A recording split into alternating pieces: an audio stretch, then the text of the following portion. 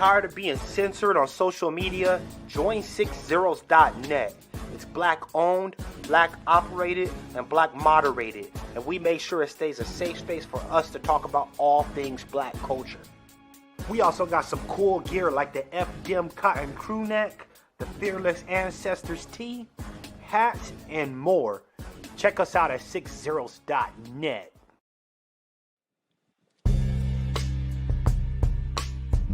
Hey girl, why are you so sad? I just got banned from Twitter again. Should have been on 60s.net.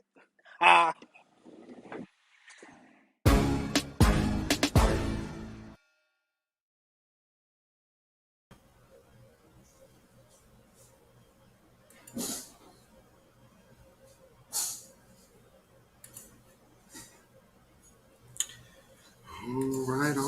All right.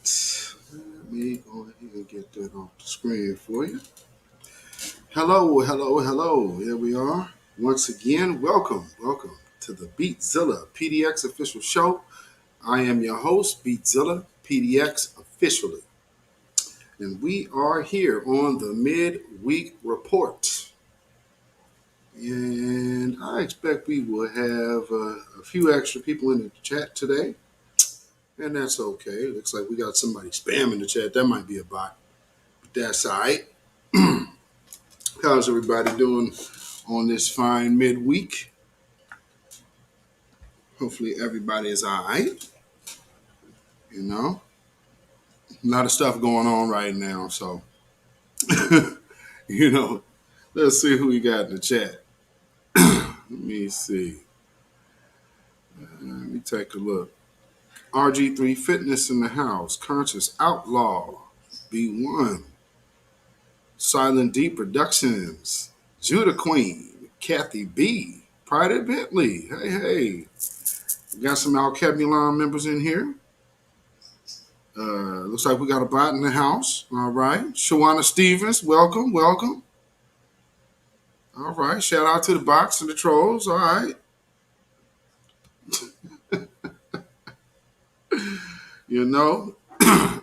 So this might be an interesting, this is going to be an interesting one tonight. So moderators, I'll say this. Black Gravity, what's going on? PDX in the house. B1. So what I don't want to do, unless it's like a bot spamming, let them stay in the chat. If they get crazy, then go ahead and time them out. But if nothing else, make sure you screenshot it. If it's something like absolutely crazy, there's certain words I got blocked, so they shouldn't be coming in anyway. So they're going to have to tailor their stuff to even get into the chat. So, if they have that much to say, let them earn it. You dig? So, we're going to get right into it. First little piece of news that we have is out of Michigan. And I know y'all have been hearing about the story about Ethan Crumley. We finally got his mugshot because I think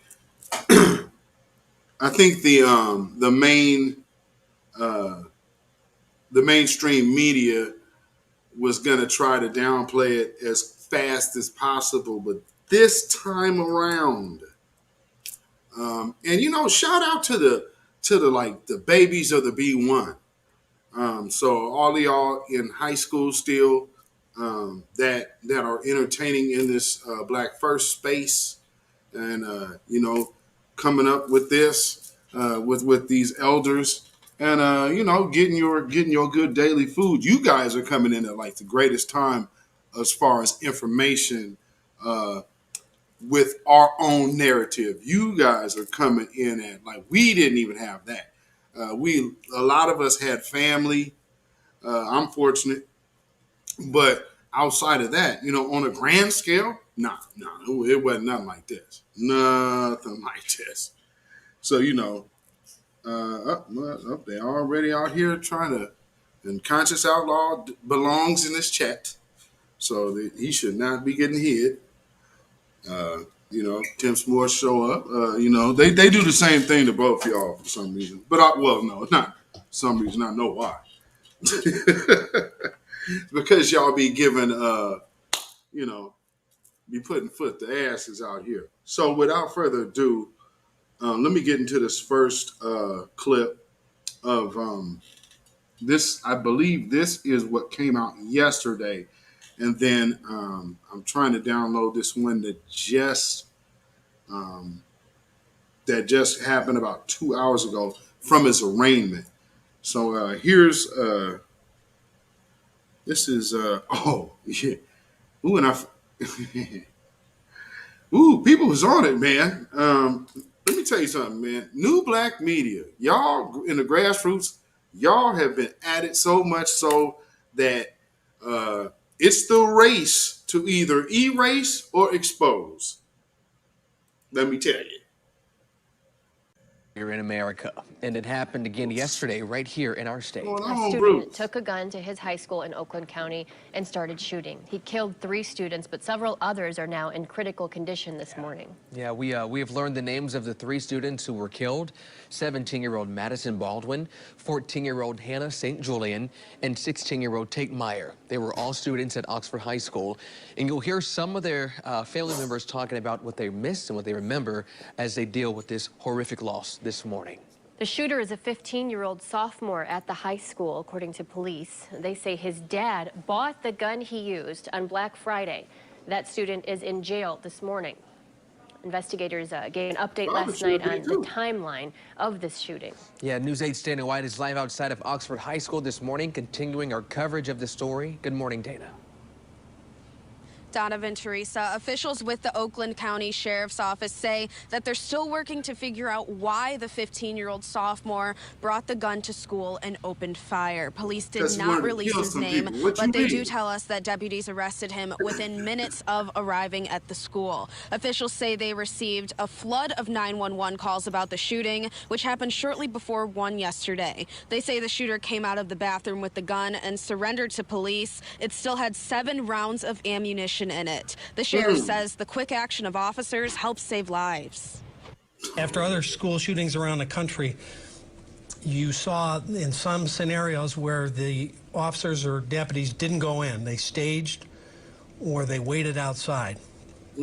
After some of those scenarios were observed, I made it very clear to our staff, if they get there first, their job is to go in and neutralize the threat. If I get there first, I'm going in. If we get there together, we're both going in.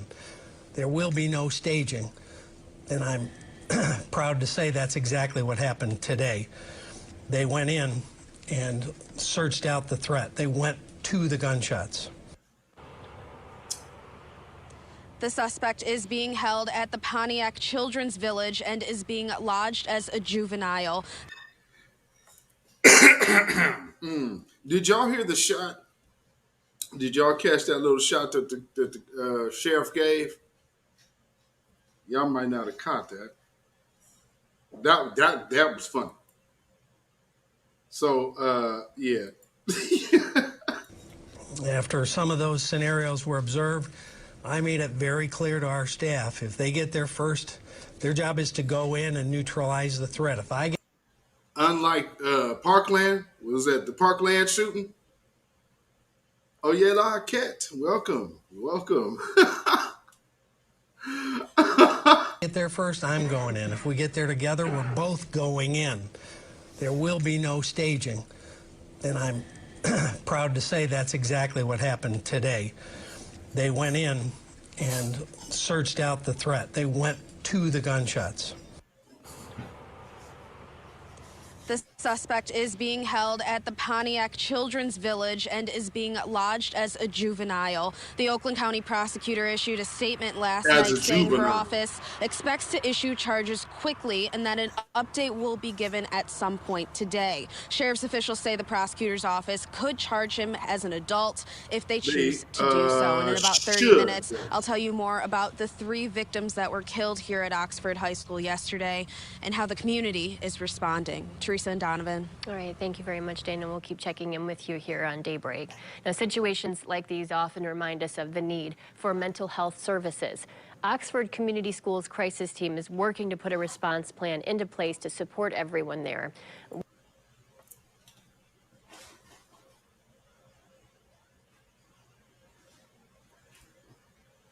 Y'all got to see the look on my face.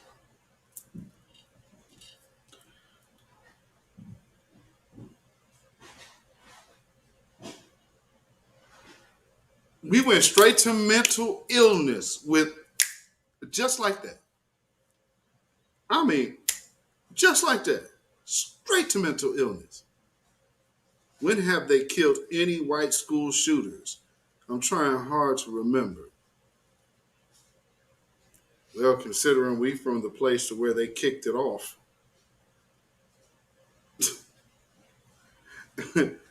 Black Gravity. Do you remember the shooter out there in Clackamas? Which now that mall is pretty much dead. Marley K in the house. Yes, indeed. Said Kyle Rittenhouse case made it all so white parents can buy their kids guns. Ain't that, man?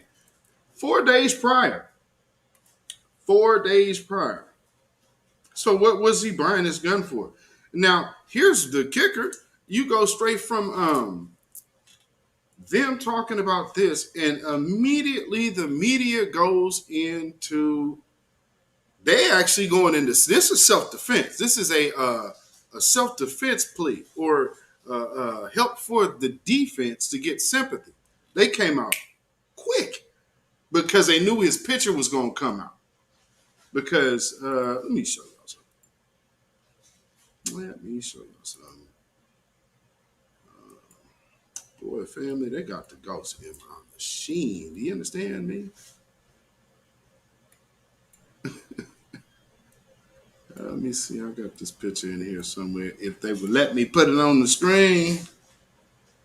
Get out my stuff.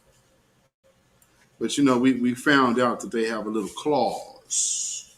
So it's like, oh, okay. You can control that then. Check this out. See, yeah, that's what the Daily Mail put out today. Bullied teen. Do you see a teen in this picture? Do you see a teen in this picture? No, this ain't no teen. This is a kid. This kid is all of 8 years old, maybe 10.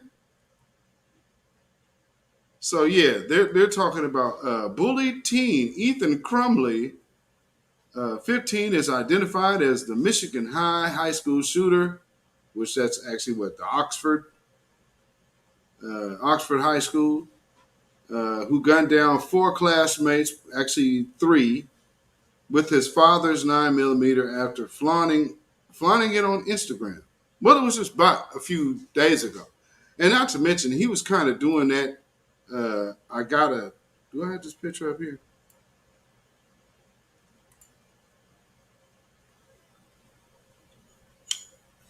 So here's this kid's Instagram, right?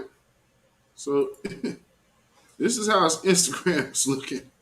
Those are the deceased up top. Hold on, let me get my logo from off of the deceased's face. So those are the deceased up top right.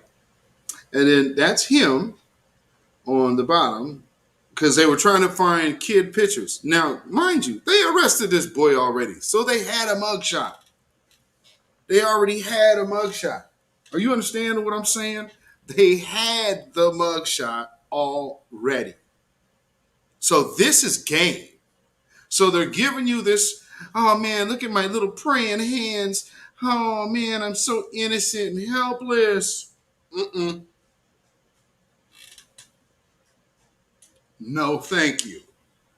No, partner. I'm too cool for that.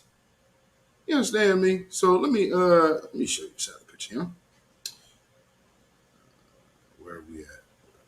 There we go. So this is actually what he looks like. Come on, get on the screen, because I know I know StreamYard might be doing some things and getting offended because I'm showing this boy's picture.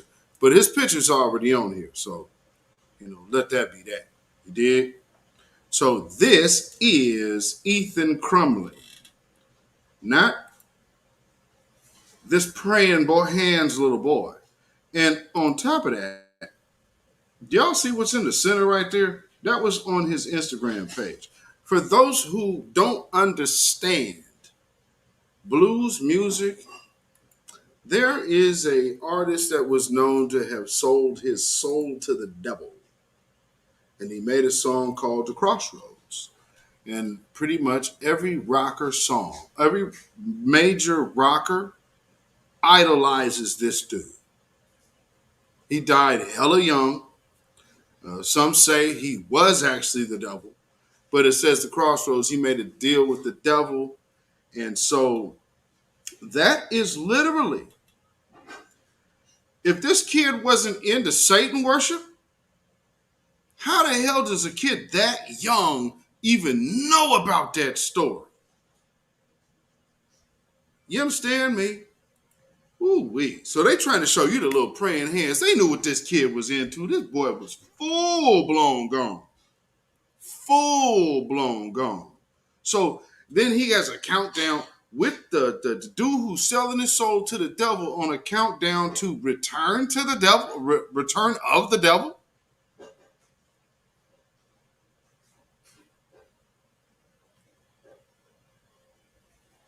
Interestingly enough, he hit 3 people and got 7. See if I can get this window open here. Let me see. Let me let this play. Did my camera? Oh, okay. I know that just didn't black out on me. We heard about this from Congresswoman Alyssa Slotkin at that news conference last night.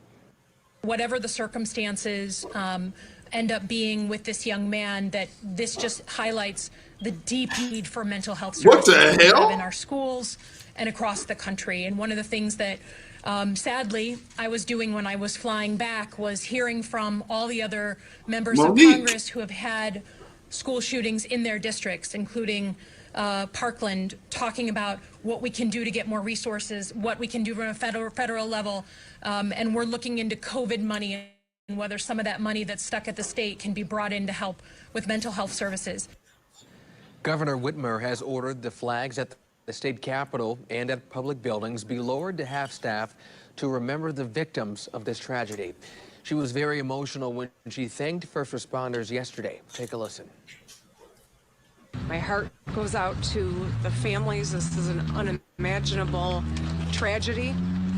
I hope that I'll rise to the occasion and wrap our arms around the families, the affected children and school personnel, and this community. It is unimaginable tragedy, and good Lord.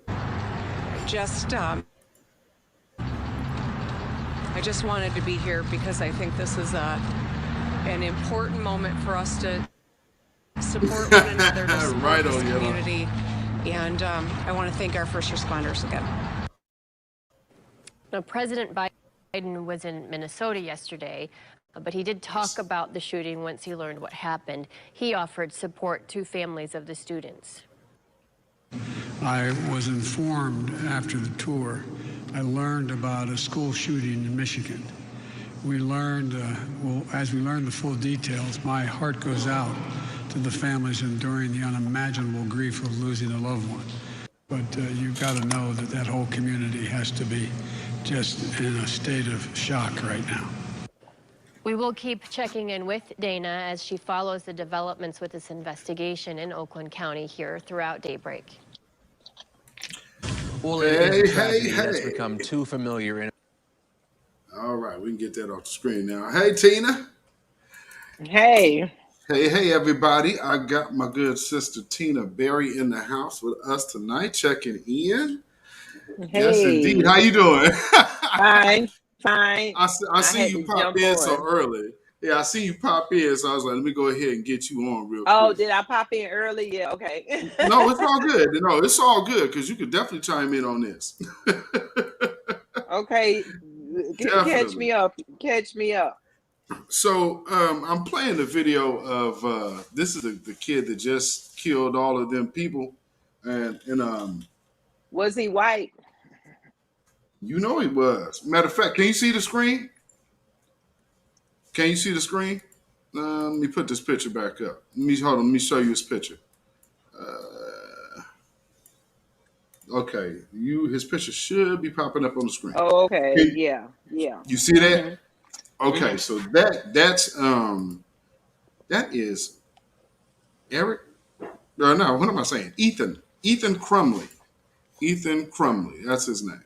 Mhm. And so what he ended up doing, I guess this is Oxford High School. Um, he, he's arraigned on 24 charges. So, and now what they were doing was at first they were showing. Let me show you Mhm. this little baby photo that they trying to show of him because they're showing this like real young photo of him at about like 8 years old or something like that. Mhm. Let's see where we at. Let me put this on the screen. StreamYard is tripping. I know. Man. Okay, so you see that little boy right there Mhm. on the left. So that's the picture they're putting out. Now that's Mhm. him. Mhm. Okay, so this is how the news is trying to present this. So the news is trying to present it with this story here, which okay, it should be coming on the screen. The StreamYard do its thing. There we go. Okay, so you see on the screen, Tina, where it's saying Mhm. bullied, bullied teen. Mhm. Look at him in the Mhm. middle. Mhm. With his friend, But with his praying I hands. seen. But that's him. That's him today. We got So to get used to knowing that these people do not. They do the same thing. They vilify us, and they make themselves look innocent when it's actually backwards. And it doesn't. I don't see how long we continue to play this game with them in their system. right. Well, I think it's a large matter of people not really understanding. And on top of that, even understanding the severity of the situation we're in. Hmm. So, sometimes it's business as usual until something tragic happens. And then people are like, oh man, what are we going to do? When, some of us have been like, hey, we got a plan over here to do something different. Nobody wants to hear it until there's Hmm. a disaster right in your Hmm. face. You know what I mean? Well, they have taught us to individualize our struggle and not look at our struggle as a whole. Because, like the shooting, look, this happened right after the Kyle Rittenhouse. Did it happen before or after? This just happened a couple days ago. This week. This was this Okay. week. And so now it sends out a beacon, a signal. They don't understand by trying to hurt us. Like I said, an injustice to one race is an injustice to all, as Martin Luther King said. And they don't understand that really because why they think they're hurting us because Kyle Rittenhouse went out there shooting at a rally, you know, Right. and and then they send that message that hey, he gets to go free. They're giving their children the wrong message, and they are so embarrassed to admit that they have murderous evilness in their blood, and they activate that. And so they're probably going to be a lot more of them coming out because 9 times out of 10 they're always babied and pampered to look innocent and to be innocent while they're murdered in cold blood. So, Absolutely. that's why I asked, did he shoot? And then they're dying at the end of it. They don't see they're letting the shooters go free and they're dying just to keep us that villain, to make us look that villain. That's that it's that serious. And you just thank you for pointing that out. See, that's like we're playing chess, so that's a sacrificial pawn. That's just a sacrifice of a pawn, and they'll gladly martyr themselves for the cause. We don't think that way. We think the exact opposite. Well, that ain't got nothing to do with me. So because that's like like when black folks have white friends that use the N word, and they're like, "Well, they ain't talking about me." Yeah, it sends out a beacon because it's like in society, they're not disciplined. Young white teenage boys with guns, they pour guns in our neighborhood and make it look like we're the problem. And they have every opportunity. They don't struggle like us. They are given the world when they look up to something, they can go out and do it every day and find inspiration because everything is geared towards white people. The generic pictures, this, that, wherever you go. But so my thing is when they say rehabilitate, what is there to rehabilitate when you are given everything and you are taught that you've conquered everything, your ancestors conquered everything, and so they get no punishment. So we always get the lone white boy killing other white kids, and they don't see that as a problem. They don't want to vilify them in order to keep us as the villains. So it won't be an alert like, hey, an alert, then we need to start being worried about little white boys. And you hitting on something. You hitting on something because over the past couple of days, I've been hopping into the Twitter Spaces. So there's been some Twitter Spaces. Tariq Nasheed did a couple, and I hopped in and listened to the other night, and just listening because, like, I think how the week really started was this white group. And for those of y'all in the broadcast, I've told y'all about these environmentalists slash gender issue people who are trying to now use the hashtag of reparations. Well, one of the women who was part of that group held Daphne. She held a Twitter space. And the question was, why do black people exist? Now you got to ask yourself, why would a so-called liberal, non-binary, and all of such another be so anti-black still? Was Dave Chappelle correct? Oh my goodness! I mean that's what's happening. So y'all went in there and wait a minute. It was a black person or a white person that asked, "Why do black people exist?" Oh no! See, yeah. You were confused when you were confused. You heard me right. No, it was a white woman. No, it was a white woman and 3 other white dudes who held this forum. It said, "Why do black people exist?" and had the 2 little black baby head emojis. And then when Tariq hopped in and other black folks hopped in, they had this one resident coon, which you could tell he was the resident former law enforcement or former wanted to be. So he's in there. His name was P Dog. As soon as I heard that, I was like, he's the one black dude in the whole crowd of white folk. So he's cool. What happened? So he's on there to defend the white supremacist talking points when they was falling flat. So when we went in there, one thing that they kept trying to push in the midst of holding this forum is that all the black people who were saying this is the evidence of white supremacy, they're calling that divisive.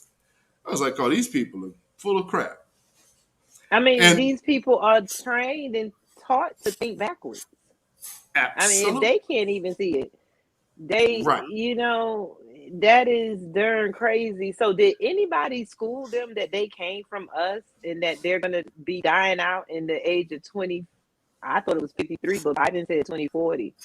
Well, see, no, they're well aware. See, that's the thing. That here's the one question that all of us always ask, and I have the answer. I mean, I'm from Portland, Oregon. Let me tell you, they are so don't ever fool yourself or let them tell you that they are unaware of what they have done to us, and that there is going to come a time where this ain't gonna be no more.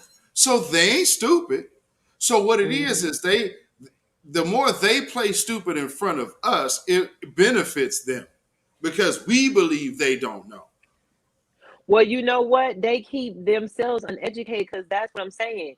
To keep us uneducated and to hide the truth from us is to go to their demise. And if they were not working against us and keep the enemy and keeping us as an enemy and gave us the alchemy, the science, and everything that we produced, we might have could be able to create a cure. But instead of us working together as human beings like we supposed to, you're trying to steal us, rape us, experiment on us so that you can find the way to keep your race alive. And that's not science, that's not benefit. And to her question, wherever she may be, hopefully one day you'll see this. The reason why we exist because we are existence. That's why we're the only beings that can produce what dark matter is, what everybody is always searching for. The fountain of youth, the melanin. Everything that's connected to everything is what we produce. Nothing lives without the melanin, melanated coded cells, every cell. We produce that. But they're not taught. That's why we are hated. They're not taught. That's why we are worth so much. And we're not taught that. So on the top of us being used, only what we have to understand is only the elite. We can use paperwork if we all took the time, black, white, Chinese, and everything, to trace back where everything started to come haywire when it came down to races. It's not saying that when everything was perfect, we had different tribes. We was at war sometimes with different tribes, but we were not destroying things at a high rate. We were not gluttful. And even if we did go to war, there was respect on the war board, just like there's chess and checkers. Absolutely. There was, you know, they want to, but to keep us away from stuff is to keep them in the path that they're going, that they are fearing so much, and that is non-existence. They are so fearful. Their forefathers were so fearful of non-existence that they are putting themselves all over. Like, we couldn't help it. That's what we are. We built pyramids because we are existence. We were here since we were here. We just didn't. We built stuff. They come and mimic, and where we get Mount Rushmore and some BS Eiffel Tower and you know, all the stuff that they mimic from us, to leave their mark. Like somebody's gonna dig down, but every time you keep digging and digging, you keep finding us. And they think that one day when their existence is gone, somebody's gonna miss them. It's like they hate what they create. And then the rest of the race, all of them are not evil, and half of them are just uneducated. But the uneducated ones, they should see right now it's time, just like you hear being woke. All that ignorance that they do, they're wasting lifetime because 2053 is up on our behind right now. And we could have been scientists sitting somewhere helping because we didn't do them wrong. The difference is we didn't take something that we seen that they were different and start killing them and raping them and putting them in cages. They act like the scale is weighed with racism. Right. It is not. Nowhere near. No. And so they're trying to singe their existence in our head a false way. And everybody's going to be glad. You know, it's kind of like when they're wiped off the existence and their memory, and the hatefulness is wiped off the face of the earth. And there's going to be bad. I'm not saying it's not going to be bad, but it has to be a balance between bad and good. Just like things have to die, but there's a balance. When things die, something grows. But they don't have any balance within their soul. So for them to hate us so much and let themselves go, like I said with the little boy, you know, they don't with us. they give us the image of thugs. Right. Right. And they showing him with praying hands after murdering people. I mean, the way that they do us, it's like I sit around and it's like, are we playing this game called? I'm tired of playing American Monopoly. Like they use the game that they have played is so old that everybody should think in their head, they've been playing. Why are they doing this? What is going on? Why would they do this? So anything that you think that they can do, they probably have. What I'm saying is, people need to think, why are they going to these extremes? They actually do it before us, and then they're like this. You know, like a person hiding behind a tree, like me behind my hand. Can you see me? Right. That's how they do with their racism. Right. Like, you always go and dig up the picture of the black person to look bad with a gun, and you always give the innocent person of a white person who done slaughtered everybody. Black people, we have guns, and if we do have guns, we're killing each other, we're a threat to each other in the black community. There's no black community that's a threat to white people. White people are a threat to black communities. And they're a threat to their own communities. That's the difference. Right. And that their schools is not safe. That's funny you said that, because there was somebody who was asking a question. What they asked, so can black people be racist? And what you just described, the system doesn't exist. So for the people, I'm sure there are some trolls that are just hate watching right now. When you start coming in the chat, Becky. yes indeed. So when you start popping in here with your rhetoric, just know that argument has already been taken care of. You know what I mean? Like when we go out, when you go out your doors, it's a given. There is no black people going into white neighborhoods taking over, and this was our land anyway.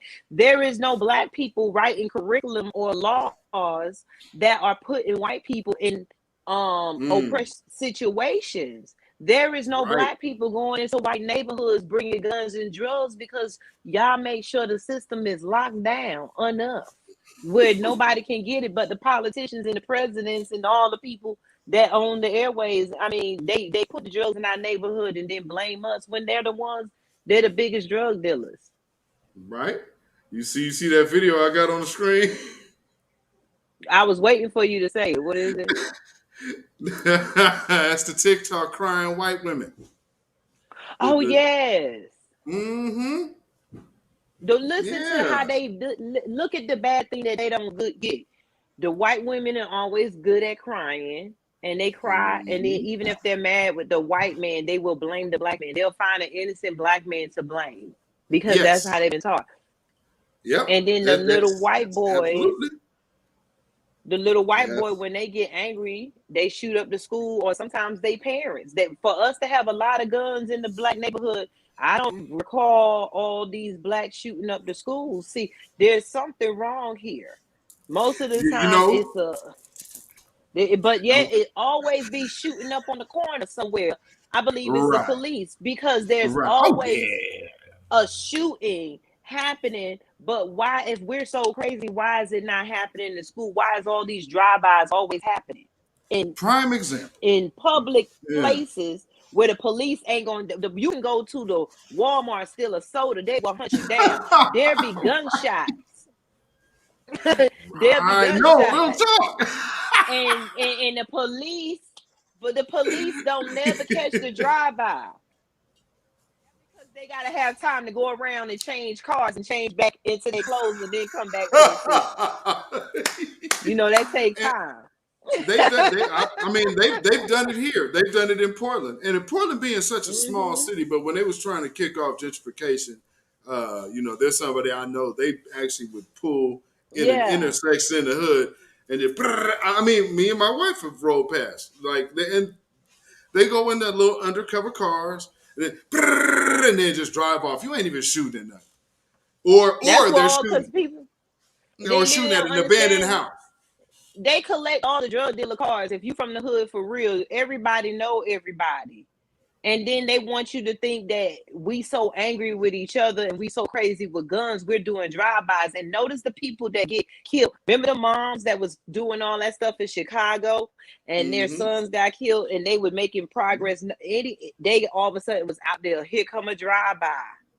And then next thing you know, the activists all of a sudden get killed, and it's always in the hood, just like they movies that we support. When they go to dump a body, where is it at? In the real life places where y'all live, black people, in the hood.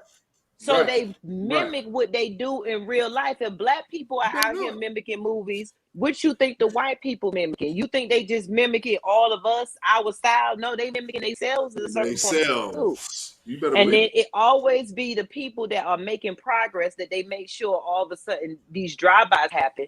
Nobody never get caught. But let your ass go in the store and steal the Snicker or leave the store. They got your tag number, but they don't never. They can go find the murderer of Susie Lynn, grandmama from 1962, but they cannot find not one drive-by. Because they gotta have time when it's going on. They patrol them areas. They gotta have time to turn around, change cars, and get back in, and then come back and like, what happened? You know what I'm saying? It don't. That is not a coincidence. And then all the black people that's missing, they don't. They actually coming out with a documentary or something like that. I think that's really because of the pressure of us, out here wondering like, well, why ain't y'all talking about these black women? So now all of a sudden there's a missing black woman documentary that's supposed to be coming out on one of these news networks. So maybe MSNBC or CNN, something like that. So what were you gonna say about the crying white women? My bad. Well, no. What was I gonna say? It was I lost my train of thought because you had hit such another point. I just kept going. But one thing I do want to let me see if I got this. I want to show this kid's arraignment from today because here it is. So they've actually did arraign this kid. So I'm not sure because I was like I just got this right as I was like opening up. So let's see what's going on. School shooting was charged as an adult and is being held in the county jail there without bail. Police say Ethan Crumbly killed 4 of his fellow students and wounded 7 others, including a teacher. Investigators have not revealed the motive, but did say there is a mountain of evidence, including cell phone video and a journal detailing Crumbly's plans to shoot and kill students. Last night, FBI agents pulled what appeared to be several long guns from the teenager's family home. Fox 4's Lynn Ann Wynn has the latest tonight. Lynn Ann. Steve, 15-year-old Ethan Crumbly is facing multiple counts of first-degree murder, terrorism, assault, and possession of a firearm. Altogether, 23 charges so far. Prosecutors also adding today they are also considering charges for both of his parents. They were not engaging in any behavior. They were innocent children who went to school. The Oakland County community is still reeling from the deaths of now 4 students killed in Tuesday's Oxford High School shooting. The 4th victim, 17-year-old Justin Schilling, died Wednesday morning. Loved ones sharing he was co-captain of the bowling team and a golfer. 7 others remain hospitalized with gunshot wounds, some in critical and serious condition. Countless others scarred from what they experienced, leading the Oakland County prosecutor to add terrorism to the list of charges. What about all these other children? What about all the children who ran, screaming, hiding under desks? What about all the children at home right now who can't eat and can't sleep and can't imagine a world where they could ever foot back in that school? Those are victims too. The suspect, 15-year-old Ethan Crumbly, making his first court appearance virtually Wednesday afternoon. His parents also listening in as sheriff's investigators investigators revealed the evidence against him. 2 separate videos recovered from Ethan's cell phone taken in a search warrant depicted a video made by him the night before the incident wherein he talked about shooting and killing students the next day at Oxford High School. Investigators also have school surveillance video showing Crumbley exiting a bathroom and shooting at fleeing students. They say they recovered a journal from Crumbley's backpack where he detailed his plans. A preliminary review of social media accounts indicate that Ethan Crumbley had access to a firearm and he practiced with a 6-hour handgun. Investigators also revealing that Crumbley's parents were called to the school for concerns about his behavior hours before the shooting, but that he was allowed to remain at school. Prosecutors say there's no question the shooting was premeditated. We've charged 4 counts of first-degree murder, which requires premeditation. And I am absolutely sure, after reviewing the evidence, that it isn't even a close call. It was absolutely premeditated. And prosecutors say that they will be making a decision on whether or not they will possibly charge the suspect's parents swiftly. His father purchased the gun supposedly used in the shooting just 4 days prior. Oof. So what you think about that, Queen? I got 4 points I pulled away, and they touched on one of them. The first point was the guns in the house, because white people are the gun lovers. They always advertising their guns on TV. On social media with their children shooting. But as soon as we show a gun, CPS is at the house. There is many black people who are facing charges and neglect even the other children of taking out the house if there's an accidental shooting. White people have been doing accidental shootings forever. I worked in the emergency room and I seen it myself, and you don't hardly hear about it. I remember a little white boy got shot by his grandmama gun, but it goes on. But when we do something like that, we're in jail. So that was one of the points. Like, they always have a lot of guns in the house. Right. Are the parents going to be charged? Then they say, next thing you know, what they're saying, that the children being traumatized, but our children are running and being traumatized every day, and how they always want us to have sympathy because it's an unspoken racism that white people aren't supposed to go through what we go through. So when they go through it, they need the sympathy and help, because that's for black people.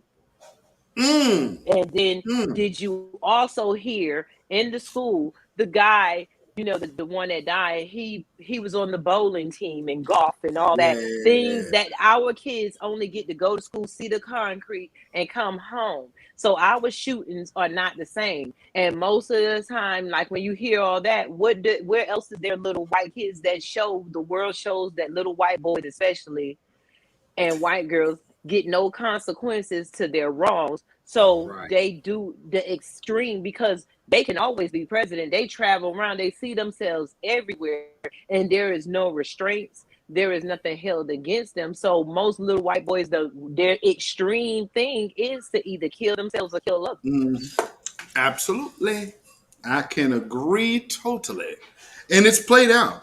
That's what I was going to say. It's played out when you're talking about killing the parents. So I'm, Black Gravity, you in the chat still, you remember Kip Kinkle. So the first person to really kick off this wave of school shooters was a dude named Kip Kinkle. He's from here. And his sister was like gone to college or something. So he got up one morning and murdered his parents, and then went to school. I think killed a couple teachers and a couple students. And he ended up being the first real school shooter of this time. And then Columbine and all the rest of them started kicking off after that. But like three or four of those happened here. So we also, I think the latest one would be Rogue Community College. There was a person that ran up in there.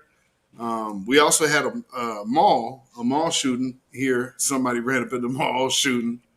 This what one thing a lot of people don't know about Portland. Portland, like Little Dixie. So it's like liberal Dixie, if that makes sense to you. So it's 1,000 white supremacists, but you have liberal white supremacists and you have absolute white supremacists. You know what I mean? That's why all those Proud Boys have Columbia River on the back of their shit, because that's our river right here. Go figure. Oh yeah, oh yeah. Oh, Enrique and Tario or whatever, he wanted to get out of jail. You know, I used to see him all the time before he went out there and got arrested. Like literally, I used to see him all the time. Oh. I mean, you know, they ain't nobody is hard to find. So that's like, it's so funny to watch them go some other places, like start shit up, because they know where we at. We don't see them people. They can see us in the midst and they got nothing to say. They don't do that in the city. City's a little different. So they got to go out there to y'all because y'all don't know them. Oh.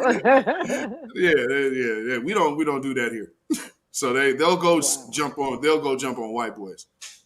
Oh. Yeah. No. I mean, I just even a thought is funny. Like, nah, they know better than that. Like, you know, although we are a small number, you know, it's the turn up squad. So, you know, it's like think of like Oakland. Oakland has grown, but Oakland was still very segregated too. So when them police went through there, them fools turned up too. So there's been like this whole I-5 corridor has been on fire at one point in time. So they're from Watts to LA, to Oakland. Let's see, San Jose, I think, Richmond, and then you come up here to Portland, and then Seattle. Like, so all up and down this I-5 corridor have been like, this is the freeway of revolution. But I mean, because the abuse is so heavy. And so, you know, and it being so white, we get a chance to see everybody treated so much different. But it's so open. So it's like, well, you know, people, you going out of your way to come fool with us. Because in a lot of places up here is like down south. So it's kind of like the country spread out. Now here, like you're in the city, but like this is a very, very country made state. And you start driving around Oregon, am I in the South? This is Alabama? I mean, they're proud. They're proud of it, and the sad part about it is that we just have to have our space, just like you say. Yes, they go out and see it too, so they have nothing of us to remind them that we exist too. That's what we need to say. We exist too. I coined that stage. I coined that term because when they go out, when they go out.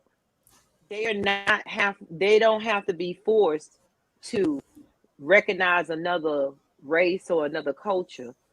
What they do is steal other people's cultures and they walk around. It's okay because they don't have anything to compare it to. And in other cultures that they accept is only closer white looking to them, which is the Mexicans or the Asians.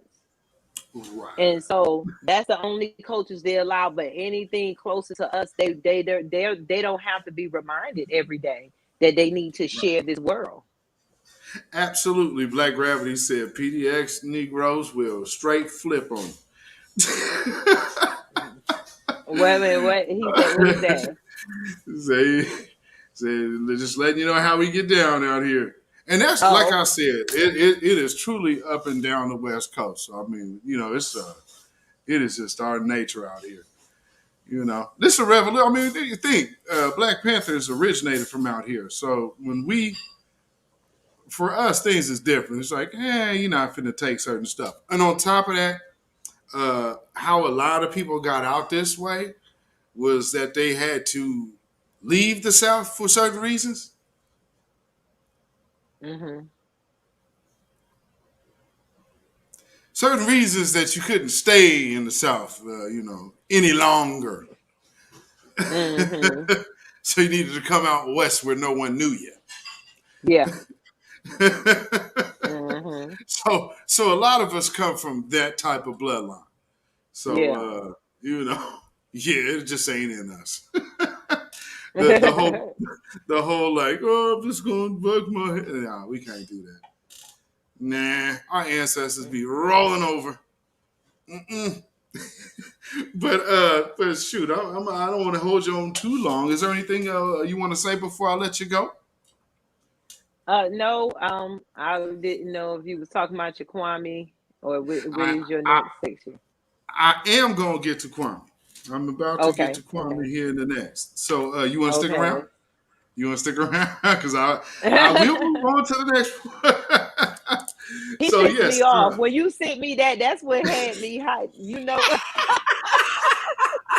Okay, let's get Because remember I into it was then. texting you and stuff, and then that's when I was clicking. I was like, Right. oh my God, I was looking at the video, so I thought I was late because I Oh had looked at no. both of them videos and stuff. Yes. You know what? Let me get this in. Let me see. Let me load this up. So, tell me first. What was your impression of what you saw of Jeff? And I say the oldest one is about Breonna Taylor. So you could Yes. start with that one.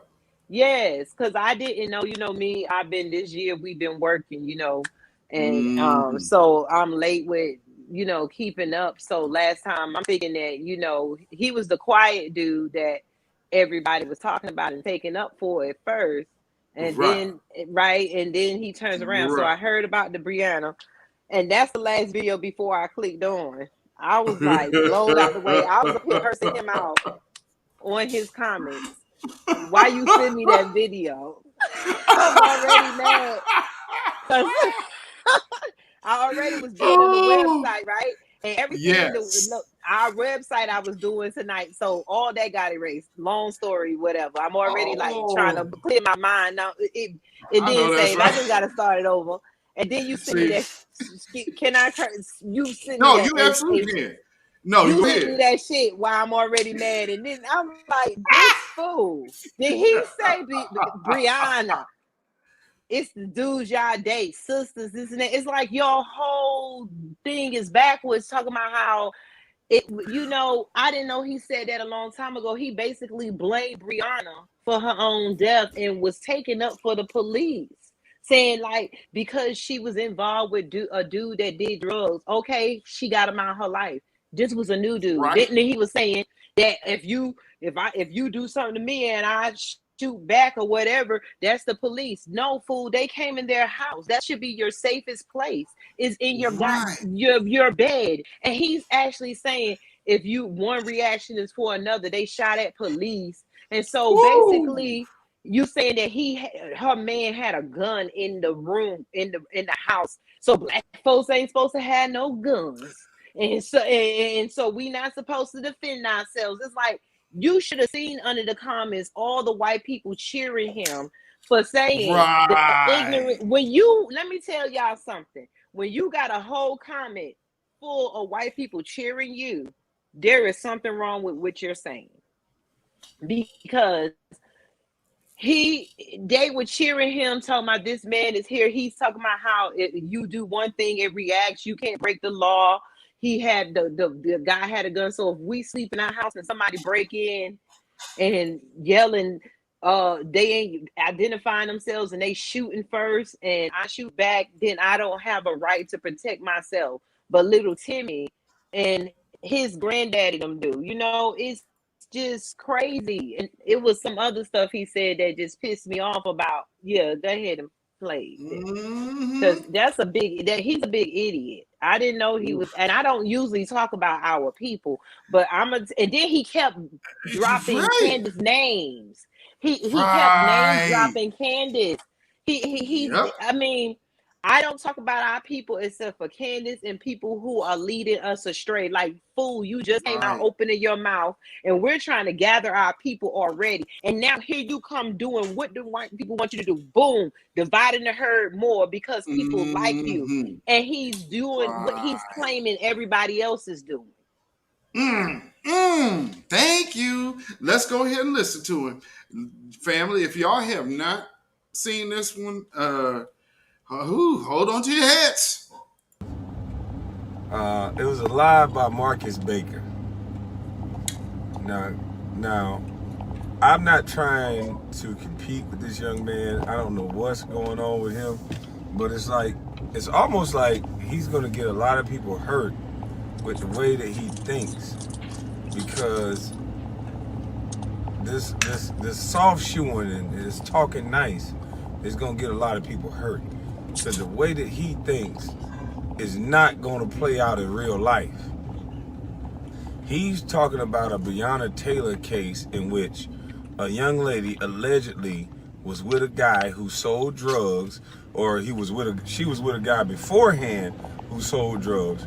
She broke up with this guy, and then the new guy had a firearm, and when they kicked in the door, allegedly they started shooting and all these other things. But instead of somebody finding that through line and understanding that decision making plays a part in how your life play out. You could decide not to take the SAT. Your ass ain't going to college. You could decide not to take the ACT, and you're not going to fucking college. We are starting to whine and complain about things that you are bringing upon yourself. If you hit me in the face and your only thing is, oh, well, he shot me after I hit him in the face. No, your behavior and what you did, I didn't want to shoot you. I didn't want to hit you. I didn't want to do nothing to you. But some of the decisions that you made caused this to happen to you. So the fact that we now can't say that, hey, baby girl, you fucking with a thug, you fucking with a real nigga, this could happen. You can get shot.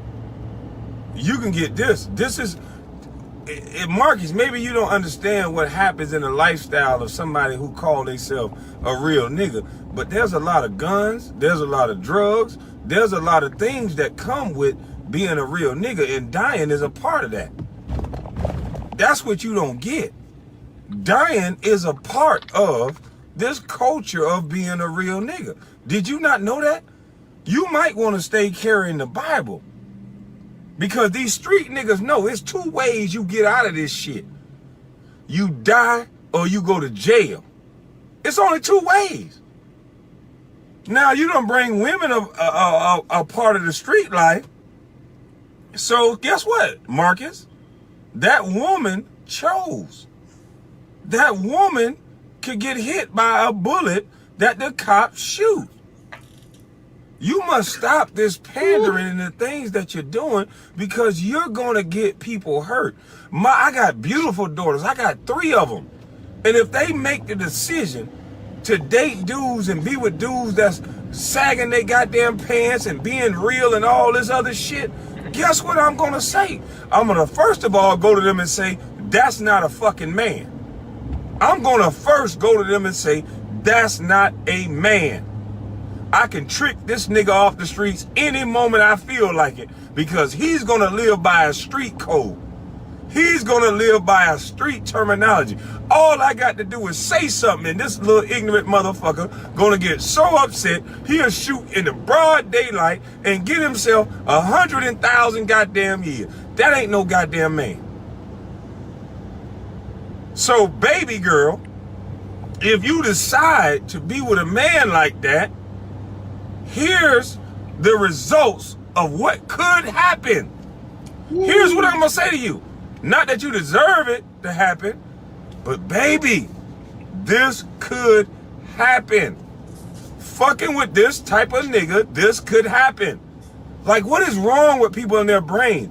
They just, I'm tired of the same argument. Like, this shit is stupid at this point. Oh, well, I know this girl fucked 19,000 dudes without a condom, but I know she got AIDS, but does that mean she deserved to die? Now he went to the straight straw man argument. This is complete victim blaming at this point. He blamed the dude for having a legal gun. He done called him a drug dealer, even though that was the same dude, a thug. He done pulled out all the white explaining. Go ahead. That's my point. No, it doesn't mean she deserved to die, but it also means that her behavior meant that she didn't give a fuck about her own life. Like, we gotta stop this shit. What the fuck is wrong with y'all? You motherfuckers want to nice your way into every goddamn thing. Your behavior, I'm gonna keep it simple. Your behavior dictates a lot of this shit that happens to you in life. I have children.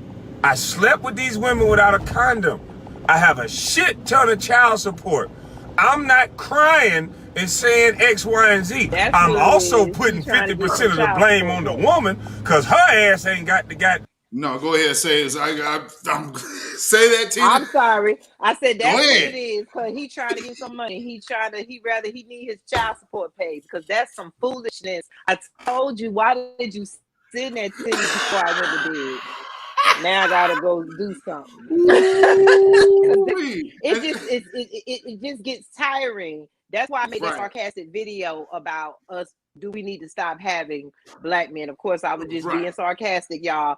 But this is what I'm saying because that's a waste of melanin. Go ahead, honey. I'm gonna play a little more of this, and then I'm gonna go to the other video that I sent you. Yeah, because he's had money. The other one even made me mad. Yeah, absolutely. So I won't absolve you from your responsibility, but that's between me and her. That's between me and her. But I'm not out here acting like up is not up and down is not down. There's things that you can do. I don't give a fuck if you black, white, whatever. There are things that you can fucking do to shape the way life work for you. Is that not Larry Elder talking? That's a cool. I mean, is that not Larry Elder? No. We definitely give it to him over here. No, that's a full-fledged coon right there. And again, I wasn't really trying to, and that's enough. I'll play this one because I want to play this other one. I've been silent because you know me. I don't. I want to keep things as cohesive as possible. Exactly. I understand how people don't get along. Exactly. So I'm like, there were some things that I've seen. It's like, well, I also have to be careful of what I support. So, if y'all see me in his chat, the people going to be like, well, you basically, because that's how people perceive it. So it's like, okay, I'll watch some of his videos and hear what he's talking about because I was hearing, oh, Kwame, man, you see what he's doing? Okay, well, where's the empowerment piece? And I'm hearing putting coding in schools. Well, that's still public school, which still reverts back to this system. That's not empowerment. That's just coping. You feel me? So I was listening to him. It's kind of sounding a little Tommy-ish to me. A little. If you would have heard the chat, I read the people in the chat, and they were like, he did what most of them do. You lure black people because, first of all, like I told him in his chat, you wouldn't even have a space had you not been entertaining the white man. Other than that, you don't have anything to offer us. So go back to entertaining the white man and back up like you were, because you are now he's gaining out. He's saying other people are using their fame, but he's pulling people in. And the chat said that he did exactly like that. You pull half the black people, and then you start leading them astray and making it. Don't say nothing to Massa. Massa said you ain't supposed to have no gun. What you did is your fault now. That's stupid. Well, you know, and I'm gonna play a little bit of this Kwame, but I found a tie-in to some old shit, like of Malcolm X's time, to which obviously is one of them tactics that they employ today, because as we now found out, the person that I'm going to play later was a damn snitch. So I'm going to play this new video.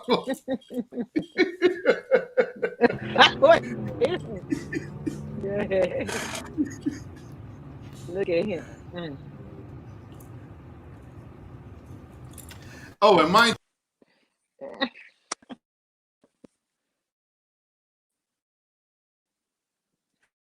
How am I on? Where Beatzilla go? Am I still live? If I'm live, y'all, I don't know where Beatzilla went. So I'm gonna keep talking to y'all till he get his connection back. If I'm still up here, let me see. I can see the chat. Can y'all still hear me? Somebody write something in the chat so I can know.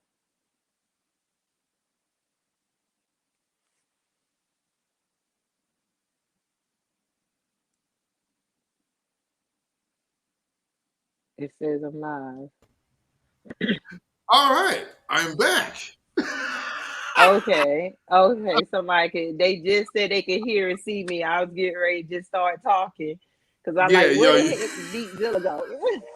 I can still see you too. They got rid of I'm like, did they just snatch him? Somehow I got booted out of the studio. I'm like, what happened? They want to show their power. Right. Like, we want to show you. we got both of y'all on at once. We'll teach you. Good Lord. Yeah, now let's look at our brother from another mind.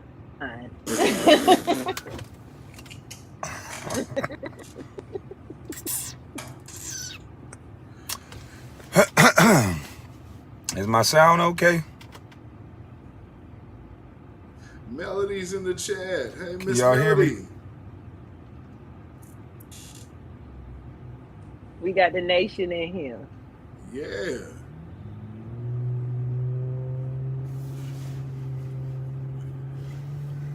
Well, today is not Wednesday, so I'm trying not to roast because I got Weak Weasel Wednesday, so I'll save some of it for Weak Weasel Wednesday. But and just family, y'all in the chat, so y'all know to whom he's referring to the Black Authority and Jason Black, and then you'll hear even more references, and then he'll build on it, right? And then he's referring to us too. He's referring to all of us. He's referring to the B1 movement. He's saying like all of us are programming people to follow the wrong way. So he's referring to the woke or melanated movement. You better know it. To address some of the things, I'm not even going to put the clown's name in the title because it ain't even worth it. While I'm building, like I said, while I'm connecting with the people, these guys just talking. Some of these guys just talking. So I'm trying to be, because I knew this was going to happen, because, see, guys like this guy who talking about me that's trying to pretend he's so pro-black and he's together and all this crap, you got to understand something, little one-ply toilet paper thinker. The reason why I stayed quiet is because I knew majority of people wouldn't like what I had to say. I have a healthy belief in positive reinforcement and positive thinking. And I said, I'm connected to something. That's how you overcome bad situations. But see, we have a lot of people who just want to keep perpetuating and talking about the bad in every situation. how does it ever get to the good? So the one thing that this one-ply toilet paper thinker, the one thing that he don't understand is that it's people that work right next to him. It's people that work right next to you. That black folks just stay quiet. They just don't engage. They just don't say nothing because they know it's a certain sector of black folks that don't allow for independent thinking, don't allow for independent thought. Somehow, if you say something against the popular opinion, all of your other works somehow it means nothing. It's all about Somehow he who don't see we white like. people doing that. Exactly what I said in the beginning. Whatever leader we like said, we all got to go along to get along. And it's amazing how so many people keep proving me right. The things that they say. Oh man, y'all thought y'all was following an intelligent thinker. I said, no, I'm a busty bus. And I learned in math the KISS method. Keep it simple, stupid. So it ain't about all this overthinking and over analytical, stupid ass thoughts. Sometimes you can run yourself into exhaustion. No. Shortest distance between a straight line, 2 points is a straight line. I keep it simple. I cut to the quick. But a guy that never met me, a guy that tried to talk to me, a guy that thinks very highly of himself. Mind you, I was in the chat with Jason Black on that particular night. So I will say this, but this is again, you can't vet nobody without checking them out. So the one night he was on point. I think he had Judge Joe Brown with him or something. So other than that, and it's kind of like I'm looking at him like Angela Stanton King. You feel me? So she'll say some real good stuff, and then she'll sneak them talking points in. But I'll keep going. Call himself a weird, stupid ass name, an arrogant name. Talks very arrogant. Speak about things you don't know what the fuck he talking about. You got a problem with my camo, boy? You got a problem with it. So you trying to dress me, bitch? You trying to dress another goddamn man, boy? Woo! And listen to how he's using the word boy. Man! You know how I say there is subconscious racism? Yes. Know how I say there's subconscious racism in white people? That is him mimicking how he has been treated. And there's a different way when we say the N-word to each other. So when we tell white people not to say it, that's because it's used as an insult. Even if we're joking saying it, it's like a joking insult. And so look at how he's saying boy, and he continues to say it. It's like, do you not see yourself mimicking the white man that you claim you're not? Kill the European in you, Kwame, or whatever your name is, Mr. Brown. Absolutely. I'm wearing man clothes. And guess what? A lot of black men from the South like camo. What is wrong with you? When they hunting. I think you a racist. I wore camo, so somehow I'm some type of what? Do you approve of this outfit? Well, bitch, I don't care about if you don't like this either. You motherfuckers are crazy. You think you can control another grown man's opinion. If you so fucking smart, you piece of shit, you should have heard me say, in my opinion. And then you don't do a whole live talking about the way I dress, the way I talk, the way I this, when I based everything I said in an opinion. So if you were so goddamn smart, you wouldn't have been all caught up in your goddamn feelings and upset and having a whole panel about a grown man you never met, motherfucker. You niggas are weak. All you niggas do is talk. Nigga, I'm around the people all day, every day. Who are you, nigga? Who are you? Straight line. Brother, I keep it simple. Well, one of the funny things to his point, actually to say, well, who are you? Don't he live in Georgia? Wasn't there a Get Keisha Bottoms reparations poster? Get Keisha Bottoms to get that reparations. So you literally talking about what you done did. This dude actually had a billboard in your town. Yeesh. Not just that, just like somebody in the chat said that he said you racist. That lets you know Right. his mind is somewhere else when you automatically say that somebody else melanated black can be racist. That right there just throws you off, because that's why I said they teach people racism with each other is on the same scale when we're nowhere near racist. Racism is power. Right. And that's why he's trying to assert his power of probably him having more recognition because he's a sports player, and he knows that most of the time he's a valuable piece to these white supremacists that he's beacon calling right now. Mm-hmm. And see, him up. And that's what they did. They used him because think of how they played. Internet beef does never have to make it on ESPN or Fox News or sports. So when I start seeing stuff like that, I'm seeing game, because that's Disney. Disney ain't got to put nothing that his gripe is about on their platform whatsoever. But they were giving him shine. So you're giving YouTube shine from ESPN Sports Center platform? That's game. That's game.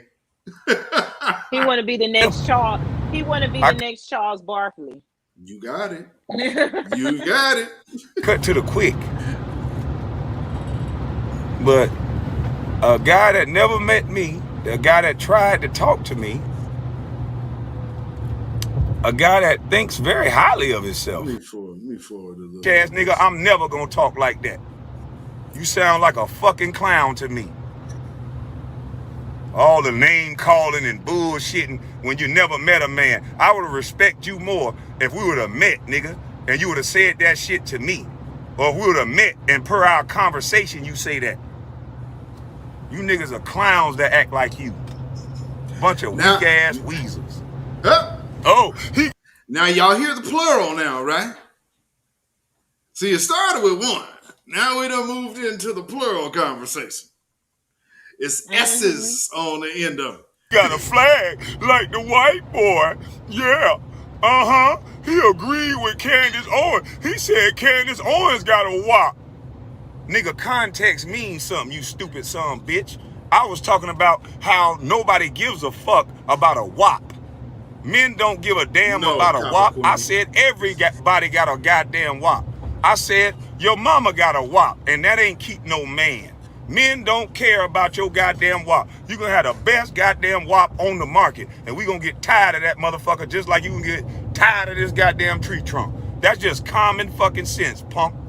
So trying to break down something that ain't nothing even to break down. This is just common fucking sense, clown.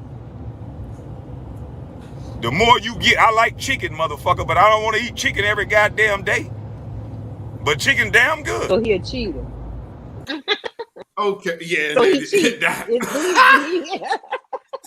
He basically telling y'all he a cheater. He don't eat chicken every day. I do. I like chicken. Did he just tell on himself? He just he don't know what to say. He need his child support paid. He need big stations to pick him up. If y'all look at the rest of that other first video you played, or it might be in here, he keep name dropping Candace Owens because he mentions how everybody that the other guy was using Candace Owens' name because we don't like Candace Owens, and it's like he's doing that ball. He wants to get picked up. He waiting for the white master to come and lift him to heaven. Now, who is this in my chat? This is ORVS Robs. You said, I'm not a Kwame fan, but you two are proving him right. No, actually, we're not. Because here's the whole point. He wasn't on anyone's radar over here because in Black empowerment spaces, he's not relevant. He's relevant in entertainment spaces. What he's trying to do is co-opt empowerment spaces, and we're not having that. So if you have a problem with that, we're tired of people like him. We don't even watch basketball like that over here. We're not talking about his clothes. We're not talking about how he talked. We're not talking about his education. We're talking about people like him that is making the change to get out of white supremacy hard. That's making this hard when we're trying to get white people who are not educated in racism to understand racism, and trying to get our people woke to let them understand we are in a racist system. And then when we have a following, and for him to have over 30,000 people, that means 30,000 white people who are not being educated but being pampered as usual, being catered to get them to ignore the truth, and black people who are being led wrong because he is a celebrity. And it's enough out. Enough is enough with that. So if you say we are being like him, no, you're being like the troll who always goes around trying to find a way to divide the truth. You cannot divide the truth in little pieces no more. He does not need to, if he is not an educated person in white supremacy, he does not need to talk, and he does not need to have followings, and does not need to talk about serious situations that's causing our brothers and sisters to kill each other.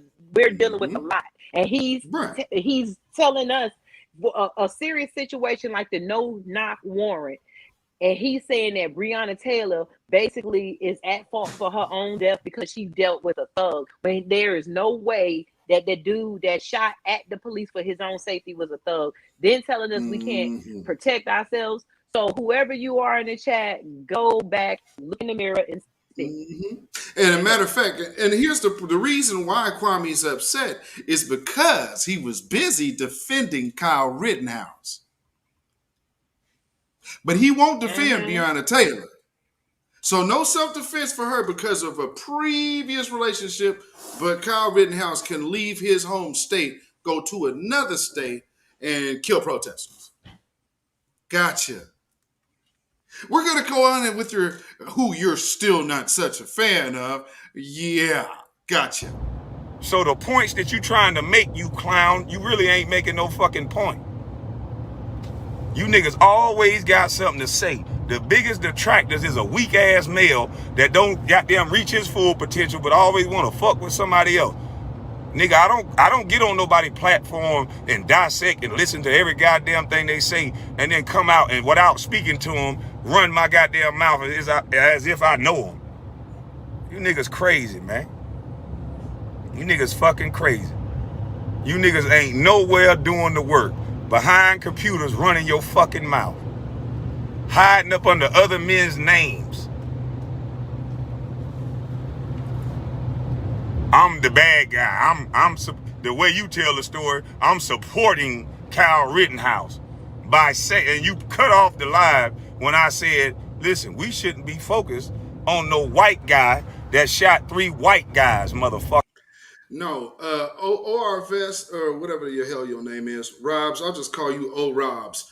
No, what I'm saying is basically and absolutely to the point is when he's speaking, he should not be saying we unless he is connected to that soil. Then there is no we, because some of the things you're hearing him take credit for, this we over here to whom he's talking about, is responsible for why he could go showboat out there at the Ahmaud Arbery trial.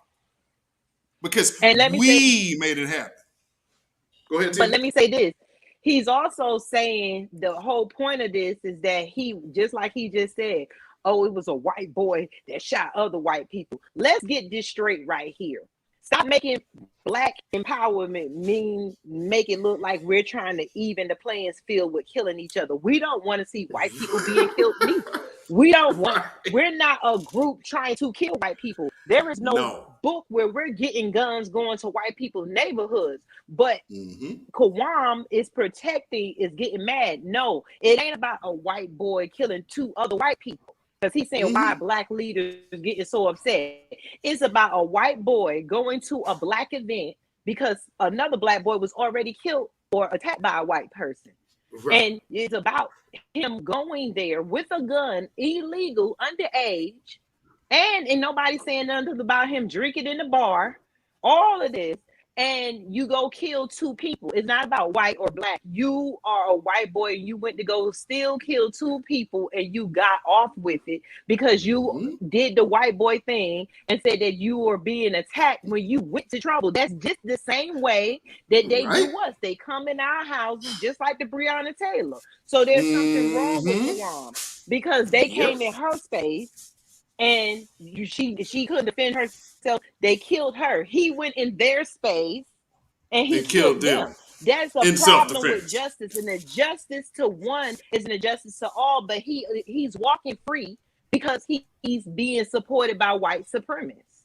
That's the problem. We need white supremacists behind bars. We need white supremacists being held accountable for the things that they're doing, and stop locking black people up for minor offenses. So and now, and I just want to say, because obviously, let's say, okay, got it. He should say what you two say. See, that's the typical. Now all you can do is troll because you've been answered and you can't really refute what you heard. So now you just gotta troll. Put some laugh emojis in the chat too. You forgot those. You know what I'm saying? Because when a white troll is done, you always know when a white troll is done. It'll be just start laughing at their own jokes. But anyway, I mean, so Robs, y'all already all know I don't give a damn about y'all opinion anyway. But if I did, I would have to look at Kwame in this light. Who is he speaking for? That's what I'm saying. Benefit? Yeah, whose benefit is he speaking for? And why is he mad right now that we're getting at him? What are we potentially disrupting for Kwame Brown? We're potentially disrupting him being able to lead our black people to the slave block so that they can be used a little bit more by the white supremacist race by blocking us the truth or any of the truth. He's leading our people astray. And most black people, and we all know it, Candace Owens, all the Democratic leaders, they get paid to lead us astray. Right. So come on.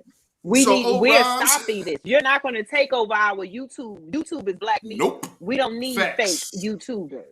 Right. This is fake black media. We ain't doing that. So what you're asking is, does he have to say what we have to say? No. We're just making a great distinction for the world and the public. This dude right here ain't got shit to do with the movement that you actually see happening. He came in and was able, just like Black Lives Matter, able to attach themselves and put themselves, just like Al Sharpton and all of the rest of them, hop on people's work. Because, who's doing the work? We're the reason why you're even out there, dude. So calm it down. And the man that you're talking about actually put a billboard up in your town, and you ain't doing nothing about justice. So maybe this is my point. We're in this lane, he's in that lane, but he's upset because we checked him at the door. Let me see that paperwork, partner. Are you a good dude?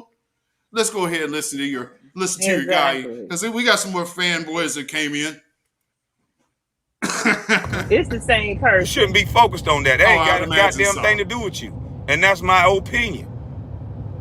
We had y'all talking about, that's connected to the Proud Boys, and that's connected to racism, and it's connected to this. Well, goddamn it, if it's connected to racism, then 3 white boys was on the back of a truck trapping a black boy like a rat.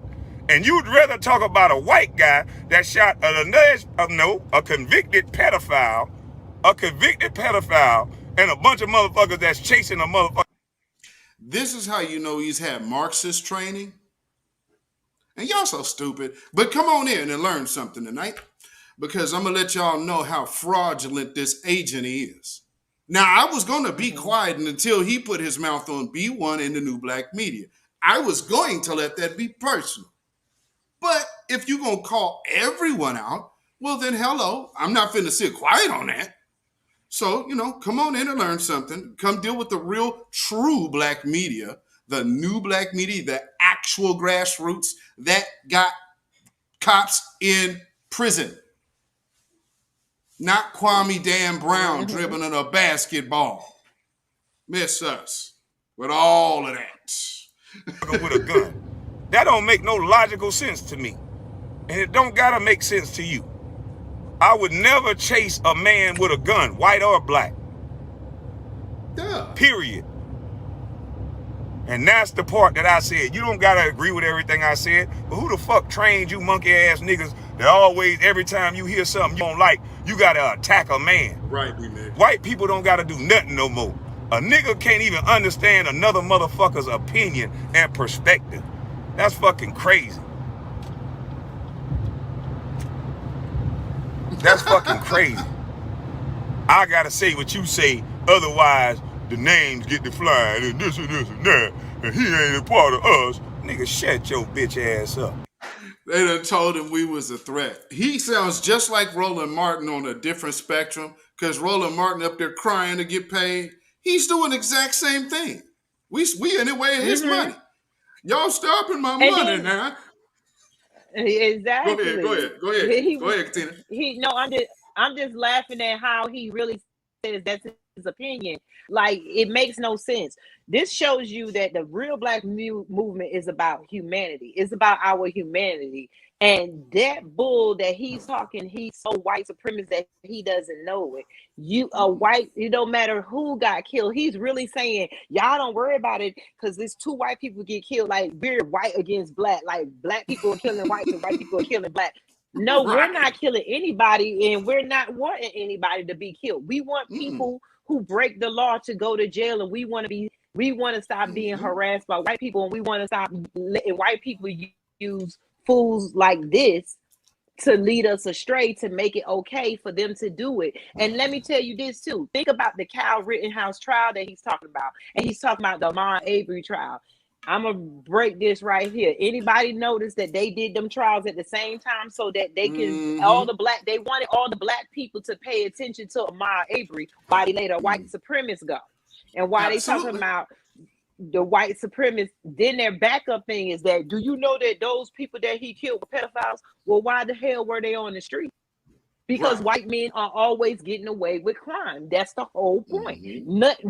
All 3 of them should not have been there. That's the whole point. But the system is so racist, we are in court and they weren't. And that's the whole point.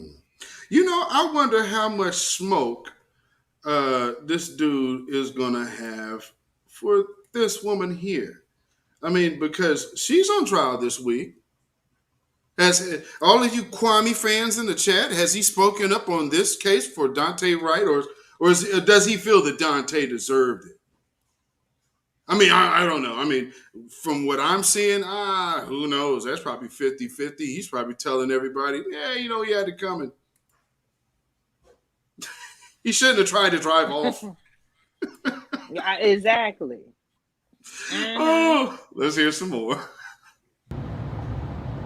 Fuck you talking about, nigga. These niggas crazy with this shit, man. New niggas wouldn't win a debate with a baby. Even a baby know, nigga, you can shut your motherfucking mouth and we can have a difference of an opinion. It's about perspective. Ask him what? Nigga so fragile in the motherfucking mind that you gotta always force your set of ideals on somebody else. Oh, he said something about disparaging about Breonna Taylor. Show it to me. No, the fuck I didn't. Well, it sounded like basically what he was saying was she deserved what happened. Anytime you gotta put that bullshit on it, you a motherfucking lie.